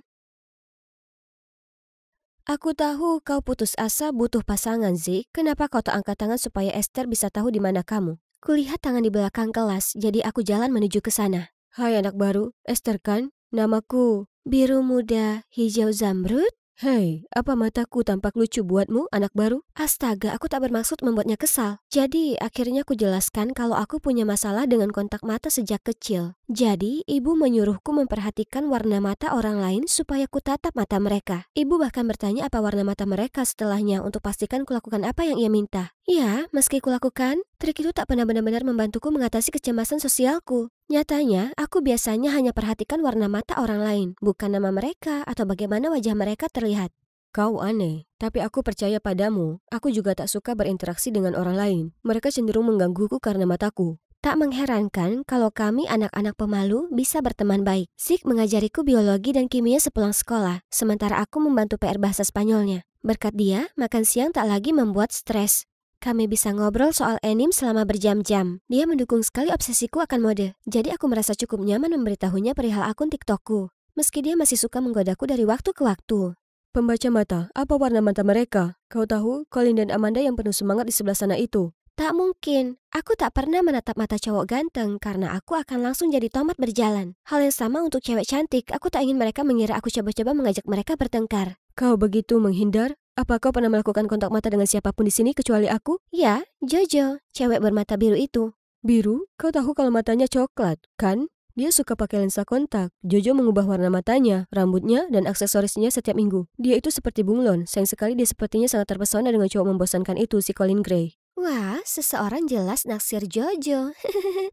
Tapi sebenarnya kurasa Zik bisa cukup menarik juga, jika dia tak begitu minder dengan heterokromianya. Ngomong-ngomong soal Jojo, apa kau sudah dengar soal pesta Halloween-nya? Memangnya kenapa? Ya, kurasa aku akan ke sana, tapi aku tak punya kostum. Lupakan, lagi pula dia tak akan memperhatikanku di sana. Tidak, kau harus ke sana. Aku bisa bantu di bagian kostum. Jadi, disinilah kami. Aku sukses mengubah temanku yang pemalu menjadi Raja Lelouch. Siapa lagi kalau bukan Zik dan warna matanya yang unik yang bisa lakukan ini? Sebagai penata gaya pribadinya, dia memaksaku ikut dengannya. Tapi aku bahkan tak berdandan. Oh, astaga, bisa ku dengar jantungku sudah berdegup kencang memikirkan berapa banyak orang yang akan ada di sana. Tapi aku bukan tipe orang yang meninggalkan temanku. Jadi ayolah berangkat. Segera saat semua orang melihat yang mulia, mereka terdiam. Lalu berteriak saat dia membalikkan jubahnya. Lihat dia. Egonya pasti sudah menembus atap saat ini. Aku lalu perlahan mundur ke sudut. Jadi, seperti ini pesta rumah itu. Tiba-tiba aku tak sengaja dengar 2 cewek sedang ngobrol. Estetik jelas dari sekolah kita, atau Zik pasti punya koneksi. Ya, aku bersumpah ini outfit yang sama persis seperti yang estetik siapkan di channelnya. Oh, yang benar saja. Bisa saja ada ratusan kostum Lelouch selama musim yang menyeramkan ini. Girls, tolong berhentilah berspekulasi. Estetik jelas bukan dari sekolah ini. Hei, apa kostummu? Cewek imut dan pemalu? Kemeja Stranger Things yang bagus. Yo, aku kelihatan lebih keren dari Eddie, bukan begitu? Ya, jelas. Kalau begitu aku ada urusan, harus pergi. Dah. Lalu aku langsung berlari keluar dari sana. Terlalu banyak sosialisasi dalam sehari. Setelah pesta itu, kuperhatikan Zik mulai nongkrong dengan Jojo dan jadi lebih percaya diri. Aku ikut senang untuknya, tapi dia bukan lagi cowok yang sama. Suatu kali kami sepakat untuk belajar bersama di perpustakaan, tapi dia tak muncul. Saat kami bertemu hari berikutnya, dia bilang dia masih belum menyentuh PR-nya karena dia sedang keluar dengan Jojo. Lalu minta untuk menyalin punyaku. Boleh, tak masalah. Tapi saat dia selesai, dengan datar dia menolak mengajariku kimia karena dia terlalu sibuk. Keadaan jadi seperti itu untuk beberapa lama, hingga sampai hari ini saat kutemukan kebenaran yang mengagetkan. Esther, aku hanya dekat dengannya untuk mengerjakan PR bahasa Spanyolku. Kau tahu dia benar-benar hebat. Maaf, masa percobaan PR gratismu sudah kadaluarsa. Salah mengira kita ini berteman, ha? Semuanya lihat, ada yang akhirnya sadar diri. Menggemaskan sekali. Beritahu mereka, Zik. Apa kalian tahu dia harus membuat pakaiannya sendiri? Menyedihkan. Siapa cowok ini? Dia benar-benar kebalikan cowok yang kukenal beberapa bulan terakhir. Apa aku ini dalam upside down? Sudah berakhir. Aku dan Zik bisa dibilang asing sekarang. Kembali ke kehidupanku yang muram dan sepi. Menjengkelkannya, kulihat Zik lagi hari itu. Kali ini di mading sekolah. Si sombong ini diwawancarai mengenai penampilan Lelouch yang sekarang terkenal. Tapi di artikel itu, Jojo mengaku sebagai estetik, pencipta di balik kostum tersebut. Sementara Zik mendukung seluruh ceritanya. Apa-apaan ini? Dan Jojo bahkan tunjukkan beberapa sketsa yang kubagikan di akunku. Aku sangat marah dan pergi mengkonfrontasi Jojo. Tapi entah kenapa, dia sepertinya tak merasa terganggu. Hah, memangnya kenapa kalau kau itu estetik yang asli? Aku juga bisa jadi dia, bukan begitu? Jika kau punya masalah dengan itu, ayo kita selesaikan. Perhatian semuanya. Ini adalah Esther. Kalian mungkin tak mengenalnya, tapi siapa yang peduli? Dia ingin menyampaikan sesuatu. Tempat dipersilahkan untuk musis. Tatapan semua orang beralih padaku. Astaga naga, kemana sebaiknya aku menatap? Kenapa ini begitu berbeda dari bicara ke kamera? Seluruh tubuhku masuk ke kondisi krisis. Tidak Tuhan, akan terjadi sesuatu. Lari! Meski aku sudah menenangkan diri, aku tak bisa hadapi siapapun saat ini. Ini merupakan hari terburuk dalam hidupku. Tiba-tiba, seseorang menepuk pundakku. Amanda, apa yang sosial butterfly ini inginkan? Apa dia baru saja bertanya apa aku baik-baik saja? Baik? Tidak. Aku tak baik-baik saja. Kenapa begitu? Cewek-cewek sepertimu dan Jojo yang sudah punya segalanya selalu suka merebut semuanya. Hei, aku hanya mencoba bersikap baik di sini. Jika bukan karena teman kecil konyolku itu. Apa? Apa yang kau bicarakan? Lupakan saja. Maaf, tapi kau tak terlihat baik. Ikutlah denganku, kurasa aku tahu bagaimana cara membuatmu merasa lebih baik. Ayo, bolos satu kelas tak akan membunuhmu, melainkan kesehatan mental yang buruk. Kusuka air mataku dan pergi dengan Amanda meski aku hampir tak mengenalnya. Tapi dia ada benarnya. Hal terakhir yang kuperlukan sekarang adalah ruang kelas yang penuh sesak. Ini dia, masuklah, akan ada seseorang yang bisa membantumu. Itu aneh, tapi baiklah. Aku masuk ke dalam dan rasanya seperti dipeluk dengan aroma kayu dan kertas. Rasanya benar-benar menyembuhkan. Aku sedang melihat-lihat toko. Kemudian kulihat Colin jalan mendekat. Tertegun, kutempelkan wajahku ke celah kosong di rak buku untuk menghindarinya. Tapi tempat ini penuh dengan debu. Herannya, Colin hanya tersenyum dan dengan lembut mengusap debu dari wajahku. Kalau kau mencari pacarmu, Amanda baru saja pergi. Dia bukan pacarku, dan sebenarnya aku memintanya untuk membawamu ke sini. Apa? Kenapa? Tenang saja, aku membawakanmu sesuatu. Bagaimana kau tahu genre kesukaanku? Karena aku sudah lihat kau membaca untuk menenangkan diri sebelumnya. Ternyata, Colin sudah memperhatikanku dari kejauhan selama beberapa waktu. Jadi dia bahkan ingat apa yang biasanya kubaca. Tapi dia ragu untuk bicara denganku. Khawatir kalau semua perhatian tak diinginkan yang ditimbulkannya akan membuatku merasa tak nyaman. Tapi sekarang semua orang tahu aku menyukaimu. Maaf soal itu. Tak perlu, itu salahku dan kecemasanku. Aku bisa membantumu dengan itu. Esther, maukah kau pergi ke pesta prom denganku? Bagaimana itu membantu? Bisa, percayalah padaku. Oh, matanya abu-abu? Kusadari aku sudah bicara dengannya selama ini dengan baik-baik saja tanpa gunakan trik lama itu. Bagaimana kalau cowok ini memang benar bisa membantuku? Di malam pesta prom, Colin mengantarku ke sana. Sementara dia memarkir mobilnya, aku menunggu di depan lokasi. Entah dari mana, Zeke mendatangiku. Dengar, tak ada banyak waktu. Kau harus dengarkan aku. Jojo berencana memberimu penghargaan, tapi itu hanya untuk membuatmu berdiri di tanda X di panggung di mana letak pintu jebakan. Dia ingin mempermalukanmu di depan seluruh sekolah karena kau sekarang dengan cowok yang disukainya. Jadi berhati-hatilah. Permainan apa yang sedang kau mainkan di sini? Kenapa kau memberitahuku ini? Aku ingin memperbaiki keadaan. Jojo memanfaatkan perasaanku padanya. Dan aku terlalu buta untuk melihat kalau dia hanya suka dengan Colin dan dia memperalatku untuk menyakitimu. Ini kesempatanku untuk menebusnya. Jadi tolong jangan pergi ke atas sana, itu jebakan. Sudah, hentikan saja. Aku tak akan biarkan kau membodohiku lagi. Tepat pada waktunya, Colin datang untuk menyelamatkan. Belum cukup apa yang kau lakukan, menjauhlah darinya. Aku sangat menyesal, Esther. Di dalam, kami disapa Amanda. Selamat bro, aku akhirnya bebas dari label rumor pacar si Colin. Jojo pasti iri melihat betapa manisnya kalian berdua bersama. Benar, dia di sini. Dan begitu juga ratusan orang lain. Tidak, aku tak bisa lakukan ini. Aku segera merangkak di bawah meja dan meringkuk seperti bola. Namun, Colin tetap bersabar.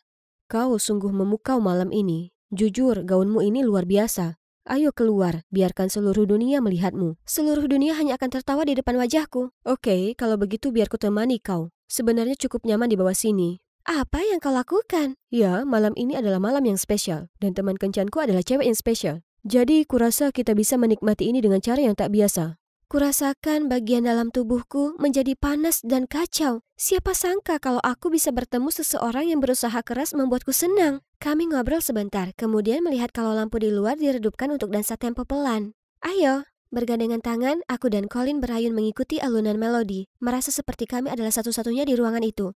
Kemudian, musik tiba-tiba berhenti. Mereka hendak memberikan penghargaan untuk para siswa yang luar biasa. Dan sekarang, penghargaan gaun terindah malam ini jatuh kepada Esther Crawford. Tak mungkin, apa yang Zeke katakan langsung muncul di benakku. Aku berbalik melihat Zeke yang terlihat cemas dan menggelengkan kepalanya. Mungkin dia memang memberitahuku kebenarannya.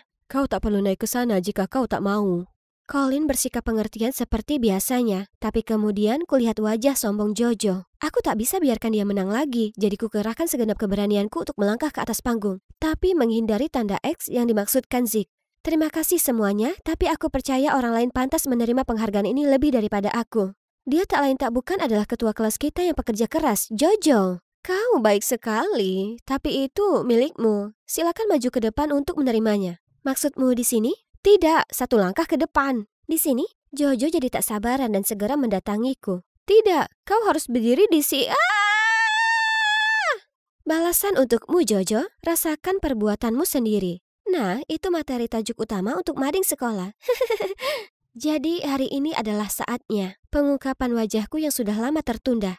Ini gaun yang sangat cantik, ya kan guys? Kalau kalian penasaran siapa cewek asing ini, hai, aku Esther, dan aku adalah orang di balik estetik. Gaun ini yang kupakai ke pesta prom senior. Bersiaplah, aku akan membuat video pengungkapan wajah dan sesi bercerita hari ini. Bel sudah berdering, tapi di sini aku masih terjebak dalam kelas kimia. Pak Evans tak berhenti mengoceh soal ujian besar yang akan datang. Abigail, kau tahu apa itu ikatan, kan?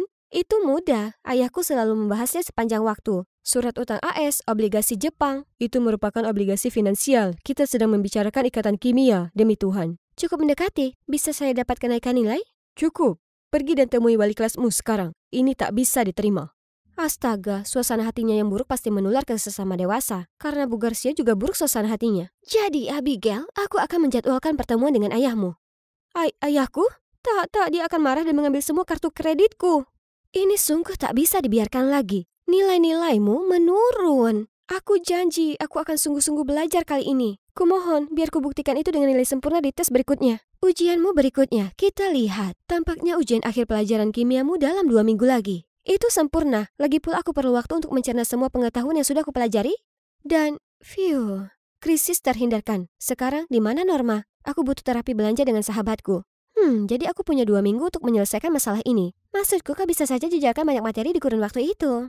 Tidak, Norma. Aku harus cari tahu apa yang perlu kubeli sebelum ayahku memblokir kartu kredit. Tepat saat itu, pelayan di dekat sana tiba-tiba tersandung dan menumpahkan jus jeruk ke Norma dan tas Chanel-nya yang baru dibeli. Oh tidak, tapi yang mengejutkanku, dia hanya tersenyum dan mempersilahkan pelayan itu pergi. Apa itu tadi, Norma? Apa yang merasukimu? Cinta, kurasa? Ini masih terlalu dini, tapi aku jatuh cinta, Abby. Bukankah dunia begitu membuai dan indah? Kau sepertinya bahagia? Tunggu dulu. Bu Garcia kan lajang. Jika kutemukan orang yang spesial, nantinya akan terlalu teralihkan untuk menelpon ayahku mengadakan pertemuan. Ya, kurasa. Atau kau bisa belajar sungguhan? Jangan konyol. Pak Evan juga lajang. Sekali dayung 2.30 terlampaui. Jadi keesokan paginya aku masuk ke klub kimia Pak Evans untuk memata-matainya. Mau dengar lelucon? Menurutmu apa yang dikatakan 0 pada 8? Ikat pinggang yang bagus. Hei cewek, boleh tidak aku jadi poton dari elektronmu dan membuatmu menjadi bersemangat? Tolong seseorang selamatkan aku. Hei Callum, kau terlambat datang ke pesta. Kami sedang bersenang-senang di sini. Kau pulang bersamaku atau dengan Bu Garcia hari ini? Bu Garcia? Hai Hank, ibuku pulang larut malam dari sekolah hari ini, jadi. Si Callum ini anak laki-laki Bu Garcia? Aku yakin datang ke tempat yang tepat. Pak Evans kemudian memberi penjelasan membosankan mengenai beberapa keadaan materi. Setelah menggambar keseluruhan labirin dengan simbol-simbol aneh dan lainnya di papan, dia tanya apa ada pertanyaan. Ini kesempatanku. Oh, bagus. Penasaran adalah pintu masuk pengetahuan. Silakan, Abigail. Saya penasaran, apa Anda suka teh atau kopi? Oh, dan juga apa Anda tipe penyuka anjing atau kucing? Bisakah kau memperhatikan pelajaran? Callum, sebagai murid berprestasi, kurasa kau bisa membantunya. Tentu saja dia mau, Pak Evans. Laki-laki malang, dia sama sekali tak sadar dia telah terpilih untuk rencana utamaku. Siapa sangka dia adalah anak laki-laki Bu Garcia. Jadi, Callum, ya kan? Kau tahu ibumu sebenarnya adalah wali kelasku. Ya, aku tahu itu sudah sejak lama sekali. Tunggu, apa? Kau sudah tahu tentangku? Bagaimana mungkin tidak? Murid dengan nilai terendah di setiap kelas. Kau topik favorit ibuku untuk makan malam. Itulah kenapa aku di sini, belajar untuk mengubah topik makan malam ibumu. Bisa kau membantuku dengan itu? Tidak, aku tak tahu apa rencanamu, tapi jauhkan aku dari itu. Tak mungkin kubiarkan rencana ini gagal, jadi kuputuskan untuk mengikuti Callum ke perpustakaan sepulang sekolah untuk cari tahu lebih lanjut tentang Bu Garcia. Ups, sungguh suatu kebetulan. Tak menyangka kau ada di sini. Kukira kau belajar dengan ibumu sepanjang waktu. Kami hanya orang biasa yang lakukan hal lain selain belajar. Kau tahu, membaca, nonton film, ngobrol. Kukira kau dan ibumu hanya membaca buku-buku tertentu. Malah sebaliknya. Kami berdua suka Victor Hugo. Bagaimana denganmu? Sejak kapan kau tiba-tiba tertarik dengan kimia? Aku? Kenapa tidak? Aku selalu punya ketertarikan besar pada kimia. Cara semua zat berinteraksi satu sama lain sungguh menakjubkan. Ikatan kimia, kau tahu? Jika kau setertarik itu, maka ya, aku akan membuatmu jadi ahli kimia. Tapi pertama, kau mungkin mau coba baca bukumu dengan cara yang benar. Apa dia baru saja katakan dia akan membantuku dengan pelajaran kimia? Kenapa naluriku mengatakan kalau masalah akan segera datang? Aku pulang ke rumah membawa informasi berharga Callum mengenai ibunya dan memasukkan surat cinta yang sangat murahan. Ya, tentu saja atas nama Pak Evans. Dan memutuskan untuk mengirimkannya secara langsung. Siapa sangka orang setegas Bu Garcia punya sisi lembut untuk novel romantis Victor Hugo. Dari tempatku bersembunyi, kulihat Callum membuka pintu dan mengambil surat itu. Oke, target pertama kena. Keesokan harinya, dengan bersemangat aku mengintip ke ruang guru untuk memeriksa Bu Garcia. Tapi, kenapa ada kepala sekolah di sini? Dan di tangannya adalah surat cinta itu. Kau yang menderita karena kau mengasihi. Kasihilah lebih banyak lagi. Mati karena cinta berarti hidup di dalamnya. Dari David. David Evans? Maaf Pak Bryce, sebenarnya itu adalah tugas sastraku. Salah alamat. Bagaimana mungkin surat itu akhirnya berada di sana? Callum jelas mengambil surat itu. Kuputuskan untuk menyelipkan surat itu langsung ke tas Bu Garcia setelahnya. Lebih baik cari aman daripada menyesal. Beberapa hari kemudian, aku juga perlu mengirim ke Pak Evan surat cinta yang lain. Hanya saja, Callum sedikit terlalu bertekad untuk mengubahku menjadi ahli kimia. Dia memastikan catatan itu terpatri di otakku. Memberiku pertanyaan pada topik tersebut seperti agen FBI menginterogasi kasus yang sulit, dan bahkan matanya tertuju padaku tiap kali aku bereksperimen. Aku tak punya waktu tersisa untuk rencanaku. Kau tahu apa yang baru saja kusadari? Kau sebenarnya tak seburuk itu dalam belajar, hanya butuh perhatian lebih. Seolah aku peduli, kapan dia meninggalkanku sendiri supaya aku bisa jatuhkan sasaran lainnya.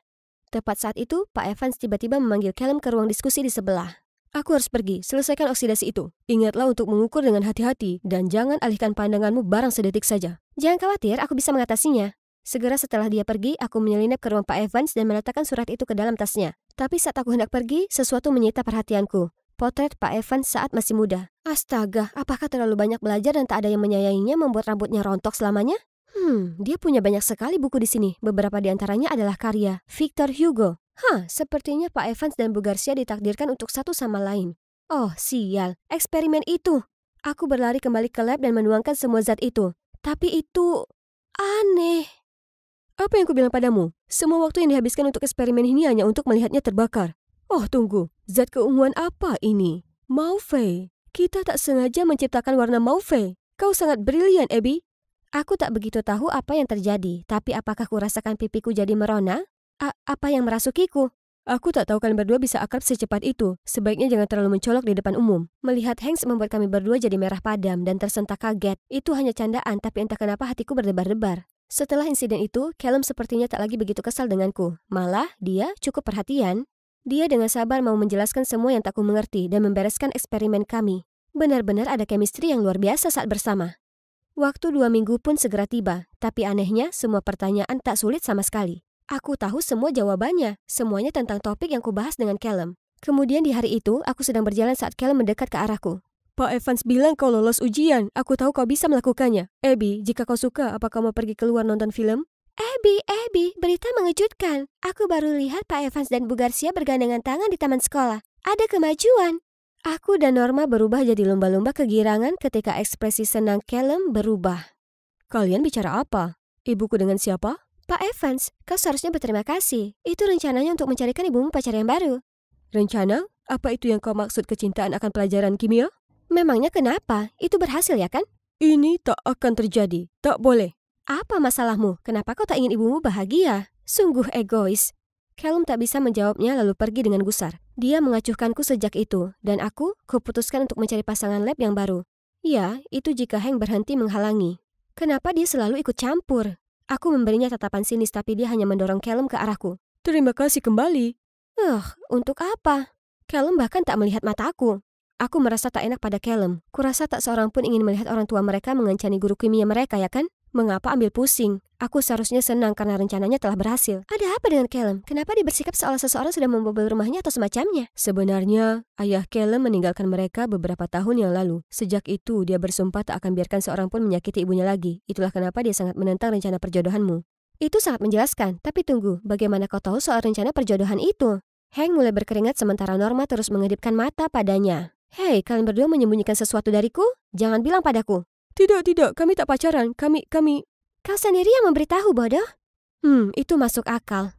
Esok paginya, Bu Garcia tiba-tiba sakit dan Bu Flowers masuk untuk menggantikan. Berbeda dari wali kelas kami yang tegas, Bu Flowers tak banyak mengajar dan sepertinya cukup santai dengan apapun yang kami lakukan di kelas. Hebat, ya kan? Iya, akan demikian jika dia tak terus menggoda Pak Evans. Pak Evans tak terlihat nyaman dengan Bu Flowers sama sekali. Dia jelas berusaha keras untuk memenangkan hatinya. Kasihan Bu Garcia, dia terlihat sangat senang dengan Pak Evans sebelumnya. Rencana besarku tak mungkin sia-sia. Aku harus lakukan sesuatu. Jadi, ku buat lagi surat cinta pengingat atas nama Bu Garcia, yang pasti akan membuat hati Pak Evans berdebar-debar. Tapi aku sedang menyelinap ke bangkuku saat Bu Flowers muncul. Abigail, apa yang kau lakukan? Kenapa kau lakukan ini? Pak Evan itu pria idamanku, bukan dia. Tidak, bukan. Pak Evan dan Bu Garcia jelas tercipta untuk satu sama lain. Jelas? Ku perintahkan kau ambil itu sekarang juga. Dia dambaan hatiku. Milikku. Tidak, bukan. Pak Evans menatap Bu Garcia dengan penuh arti, bukan Anda. Ini tak bisa diterima. Hukuman. Itu tak adil, Bu Flowers. Anda tak bisa menghukumnya tanpa alasan. Kau adalah anak laki-laki Garcia, ya kan? Ingin jadi pahlawan yang menyelamatkan sang putri? Hukuman untuk kalian berdua, sekarang. Bu Flowers lebih mirip Bu Tirani. Guru macam apa yang menyuruh muridnya bersihkan jendela sebagai hukuman? Jendela bodoh ini sudah mematahkan punggungku. Dan Callum yang bersikap seperti Frosty si manusia salju padaku tak ada gunanya. Kau menyebabkan semua karena dirimu sendiri. Apa? Kalau kau tak berikan surat cinta ke kepala sekolah sejak awal, Pak Evans dan ibumu sudah resmi jadian. Aku dan ibuku baik-baik saja sendiri. Siapa yang keras kepala sekarang? Hank sudah memberitahuku semuanya. Aku paham kau kesal, tapi apa kau pernah memikirkan tentang apa yang diinginkan ibumu? Dia jelas terlihat senang dengan Pak Evans. Callum tak berkata apapun, tapi aku bisa tahu dari matanya yang berkaca-kaca dia berpikir keras tentang hal ini. Saat aku dan Callum akhirnya terbebas dari hukuman, Hank dan Norma bergegas masuk. Kami baru dengar kalau Bu Garcia mengalami keracunan makanan. Dia baik-baik saja, tapi Bu Flowers sepertinya akan menggantikannya seminggu lagi. Kenapa aku merasa kalau Bu Flowers ada hubungannya dengan ini? Ia mengunjungi ibuku kemarin dan membawakan kaserol.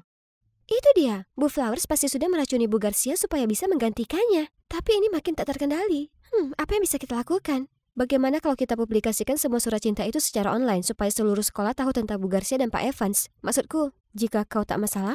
Callum tak mengatakan apapun dan hanya mengangguk. Kami segera bergegas ke ruang IT tapi komputernya dikunci. Biar ku urus, aku tahu kata sandinya. Dengan bantuan Callum, kami memposting di forum sekolah dan coba tebak. Semua orang tersipu dengan cerita cinta Bu Garcia dan Pak Evans. Menggemaskan ya? Kami kemudian pergi mengunjungi Bu Garcia, tapi Bu Flowers muncul di hadapan kami. Apa yang kalian semua pikir sedang lakukan? Membuat keributan di forum sekolah? Dengan berani aku melangkah menghadapinya. Anda sudah lihat, Pak Evans dan Bu Garcia memang cocok. Anda sebaiknya menyerah saja atas dirinya. Apa benar begitu? Kalian tahu tidak, Pak Evans sebenarnya ingin saya menemuinya untuk ngobrol pribadi malam ini. Dan, sebagai wali kelas kalian, coba tebak. Posisi itu akan jadi milik saya purna waktu. Kurasa Anda telah salah mengartikan semuanya, Bu Flowers. Itu Pak Evans, diikuti oleh Bu Garcia. Kami meminta Anda datang untuk membicarakan keracunan makanan Bu Garcia. Itu benar. Pagi tadi Anda mengunjungi saya. Bertanya apa saya siap untuk kembali masuk kelas besok. Anda begitu baik dan bahkan membawakan saya masakan rumahan. Saya tidak tahu kalau ini upaya yang disengaja untuk membuat saya sakit. Untungnya, Pak Evans mampir tepat waktu untuk memberi saya pertolongan pertama. Dan sekarang Anda membahas soal mengambil posisi saya? Tak mungkin. Tapi toh para murid jelas lebih menyukai saya. Mereka membenci Anda karena Anda selalu menyuruh mereka belajar. Tak lama kemudian, semua orang mulai menyorakinya. Bu Garcia memang tegas, tapi paling tidak ia serius dalam mengajar dan selalu pastikan kami belajar. Anda tak mengajari kami apapun. Itu benar, dan kami semua sudah tahu tentang Bu Garcia dan Pak Evans. Anda cuma jadi obat nyamuk. Tidak. Ini tak mungkin benar. David, beritahu anak-anak ini kalau cinta kita secerah matahari dan kalau kita ini belahan jiwa. Aku tahu kau mencintaiku. David, beritahu mereka kau mencintaiku. Beritahu mereka. Sayangnya, hati saya selalu jadi milik Bu Garcia. Awalnya saya gugup untuk mengungkapkan perasaan saya, tapi takdir mempertemukan kami dan sekarang saya sangat bahagia. Ekspresi wajah Nyonya Flowers jadi layu. Dia menangis histeris lalu berlari pergi. Ibu, apa kau baik-baik saja? Aku menyesal tak berada di sana. Aku baik-baik saja, Callum. Tolong jangan khawatir. Terima kasih sudah menjaga ibu saya. Tolong, bisakah Anda membawanya pulang untuk saya? Pak Evans mengangguk kemudian mengajak Bu Garcia pergi. Saat hanya ada kami berempat, sebenarnya tinggal kami berdua. Callum menengok ke arahku. Kau benar. Bodoh sekali aku berusaha menghentikan orang yang jatuh cinta. Karena saat kau jatuh hati pada seseorang, kau tak bisa menahannya. Apa maksudmu? Maksudku, kurasa aku telah jatuh hati padamu. Hai, Melanie di sini, dan aku sedang menunggu dengan harap-harap cemas mendengar hasil pameran sains tahun ini. Aku tahu, aku mungkin tak terlihat seperti tipikal anak yang suka belajar, tapi aku sangat serius dengan sekolah. Oh, tunggu dulu. Pemenang pameran sains sekolah West High 2023 adalah Harry Silver. Itu artinya pemenang kedua adalah Melanie D'Angelo. Selamat untuk kalian berdua. Silakan naik ke panggung untuk menerima penghargaan. Astaga, aku tak percaya aku nomor 2 darinya lagi. Kita selalu bergantian tukar posisi pertama dan kedua di setiap papan peringkat sejak kami masih kecil. Sangat tak adil. Lihat dia, yang dia lakukan hanyalah berpesta dan melakukan lelucon konyol. Tapi dia masih masuk daftar kehormatan, sementara aku harus belajar siang malam untuk mempertahankan nilai A. Ibu lama sekali. Keributan apa yang terjadi di sana? Ini butuh dirayakan. Bagaimana menurutmu kawan-kawan? Oliver, Garden? Ya. Astaga, bisa tidak kalau pelankan sedikit saja? Jika dipikir-pikir, orang seperti Harry punya segalanya, sementara aku hanya punya ibu di sisiku. Oh, ibu datang tepat waktu.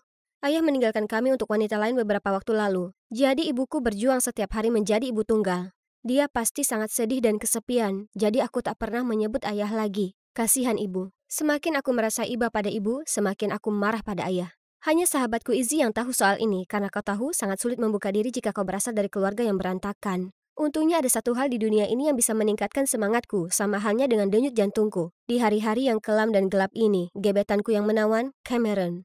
Tahun terakhir SMP hampir usai, jadi aku harus segera mengambil tindakan dengan Cameron cepat. Masalahnya, setiap kali aku dekat dengannya, perusak kesenangan muncul entah dari mana untuk mempermalukanku.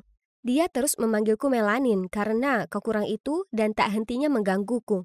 Kami tak pernah akur, tapi serius, apa masalahnya di akhir-akhir ini? Dia terlalu menggangguku, dan kenapa hanya aku? Aku tak percaya semua orang menganggapnya murid teladan. Bagiku, Harry tak lebih dari serangga yang paling mengganggu.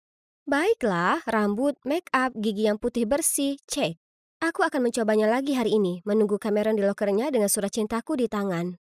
Segera saat kulihat wajahnya yang menawan, kuhela nafas panjang lalu kupasang senyum termanis.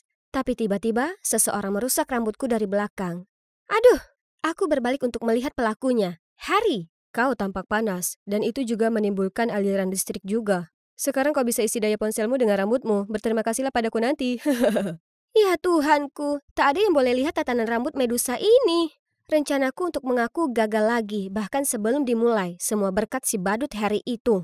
Tunggu, bukankah itu ayahku? Dia sedang jalan keluar dari ruang kepala sekolah dengan wanita yang jauh lebih muda. Dan seorang anak laki-laki seumuranku. Dari info yang kukumpulkan, mereka bilang kalau anak laki-lakinya akan masuk sini. Melihat bagaimana ayahku mulai hidup baru dengan keluarga barunya, aku tak tahan merasa kasihan pada ibu. Ini semua karena kesalahan wanita itu. Andai dia hilang saja, semuanya bisa kembali seperti dulu lagi. Tapi itu hanyalah angan-angan, dan aku serta ibuku harus bertahan dengan kehidupan yang tak bahagia dan membosankan ini hari demi hari. Fudu untuk pemula? Apa ada kekuatan gaib yang mendengarkanku? Ini kedengarannya jawaban dari masalahku. Aku segera memesan buku itu. Aku mulai belajar segala jenis mantra dan ritual di dalamnya segera setelah paket itu sampai. Boneka Fudu menarik. Hari berikutnya aku pergi menemui Izzy secepatnya. Hei, aku terpikir untuk gunakan boneka Fudu ke istri baru ayahku agar orang tuaku kembali bersama. Bagaimana menurutmu? Apa itu benar-benar berhasil? Kurasa tidak. Hei, Rabu. Maaf. Hei, hentikan Rabu. Harry Silver, tamatlah riwayatmu. Tapi, tunggu dulu. Kau tahu tidak, kita bisa mencobanya. Harry akan jadi kelinci percobaan yang sempurna. Apa? Dia? Dia hanya bersenang-senang sendiri. Bagaimana kalau Fudu itu benar-benar bekerja? Harry tak pantas menerimanya. Ya, kurasa tidak. Kalau begitu mari kita buat boneka untuk bocah laki-laki kita. Membuat boneka itu mudah, tapi yang sulit itu mendapatkan rambut subjekku. Dan pastinya aku tak akan dekati Harry secara fisik. Bahkan jika ada orang membayarku. Jadi, kupakai papan Ouija.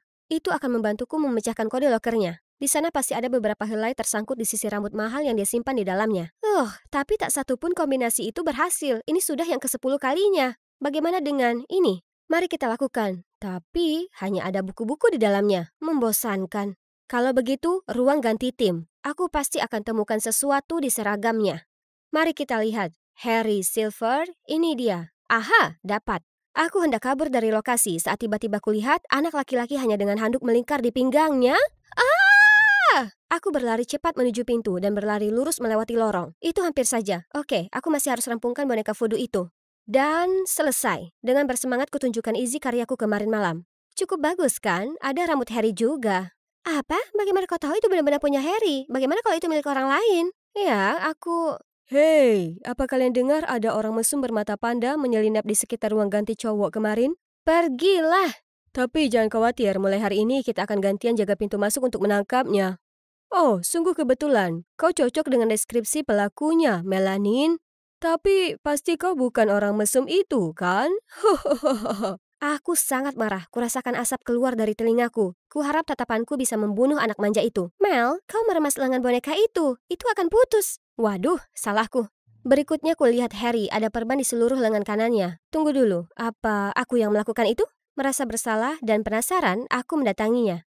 Hei, ada apa dengan lenganmu? Lenganku sakit sejak kemarin, entah kenapa. Dokterku bilang tak ada yang salah, tapi aku terus merasa seolah ada yang meremasnya dengan sangat kuat.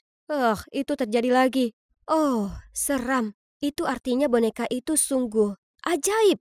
Aku langsung lari untuk memberitahu Izzy, dan tentu saja dia juga sangat kaget. Tapi tunggu dulu, arti yang suka ikut campur? Berapa lama dia sudah berdiri di sana? Cowok ini jelas telah mendengar semuanya. Dia terus menggapai bonekaku. Tak boleh, dia akan ceritakan ke seluruh sekolah soal itu. Lalu tiba-tiba, Harry duduk di sebelahku.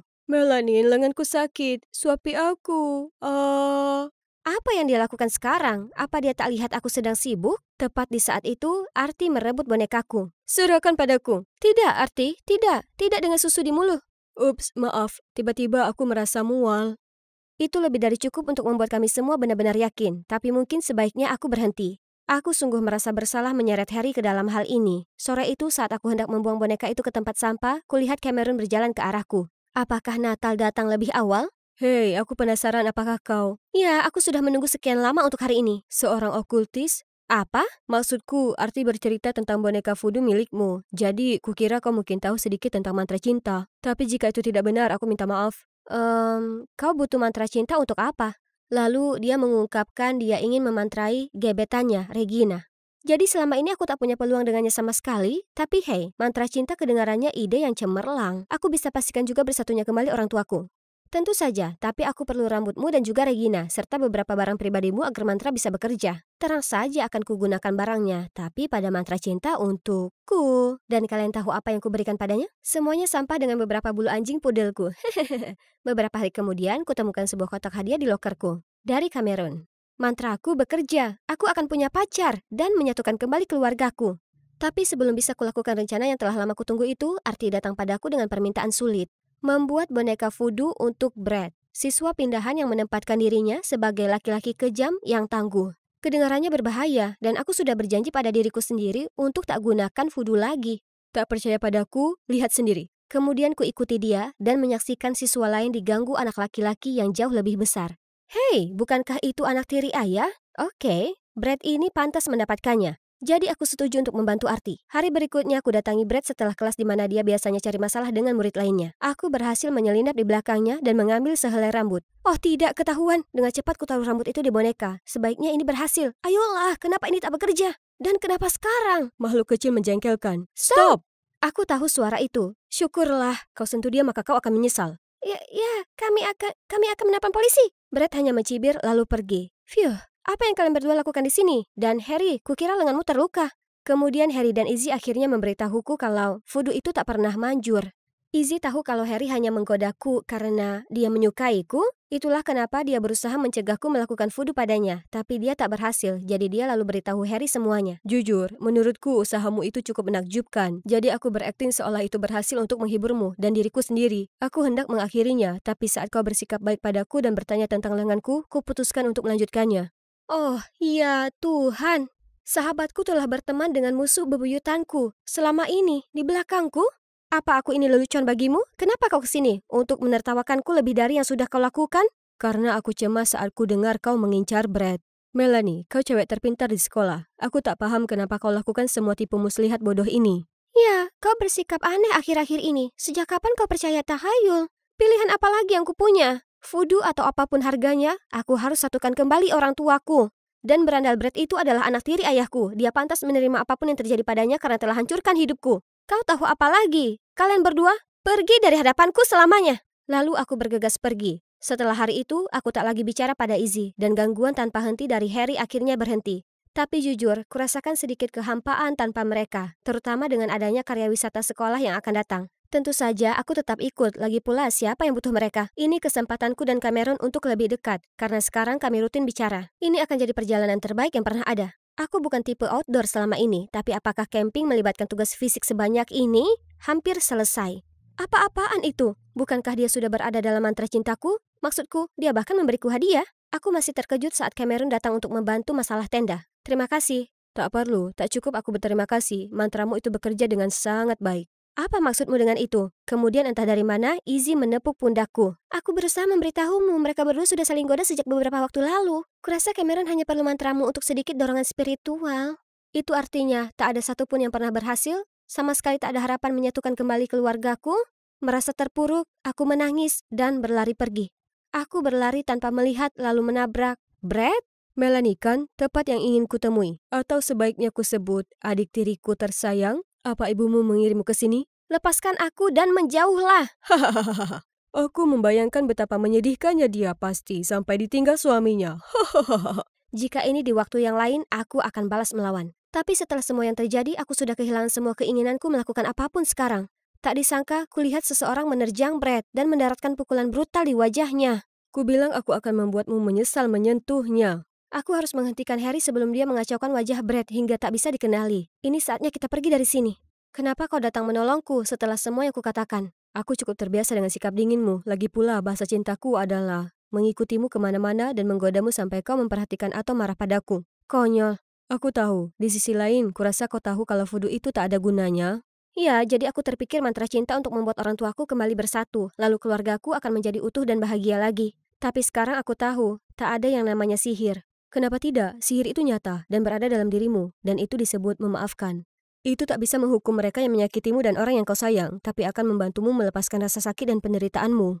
Apa yang ingin kau sampaikan? Maksudku, tak ada sihir yang bisa membuat ayahmu kembali, tapi suatu hari rasa sakit yang ditimbulkan padamu tak akan lagi terasa sakit. Pada akhirnya, kau dan ibumu akan sembuh dan jalani kehidupan bahagia tanpanya. Aku tak pernah menyangka laki-laki konyol ini adalah tipe filosofis dan dewasa, tapi kurasa dia benar. Aku begitu terjebak dengan kepahitanku sendiri sampai aku tak sadar kalau melanjutkan hidup adalah sebuah pilihan. Saat ibu menjemputku, akhirnya kuputuskan untuk bertanya padanya tentang ayahku. Tak disangka, ibu memberitahuku kalau tentu itu menyedihkan pada awalnya, tapi sesungguhnya ia baik-baik saja belakangan ini. Hidup memang wajar mengalami pasang surut. Selama kita menyambutnya dengan tangan terbuka, semuanya akan jadi baik pada akhirnya. Lagi pula, ayahmu akan memiliki kehidupan yang ia inginkan, sementara kita melanjutkan hidup kita. Ternyata aku adalah satu-satunya yang mengejar masa lalu selama ini, padahal apa yang sebenarnya aku butuhkan adalah ketenangan. Kata-kata ibu sudah lebih dari cukup untuk mengakhiri masa sulit ini.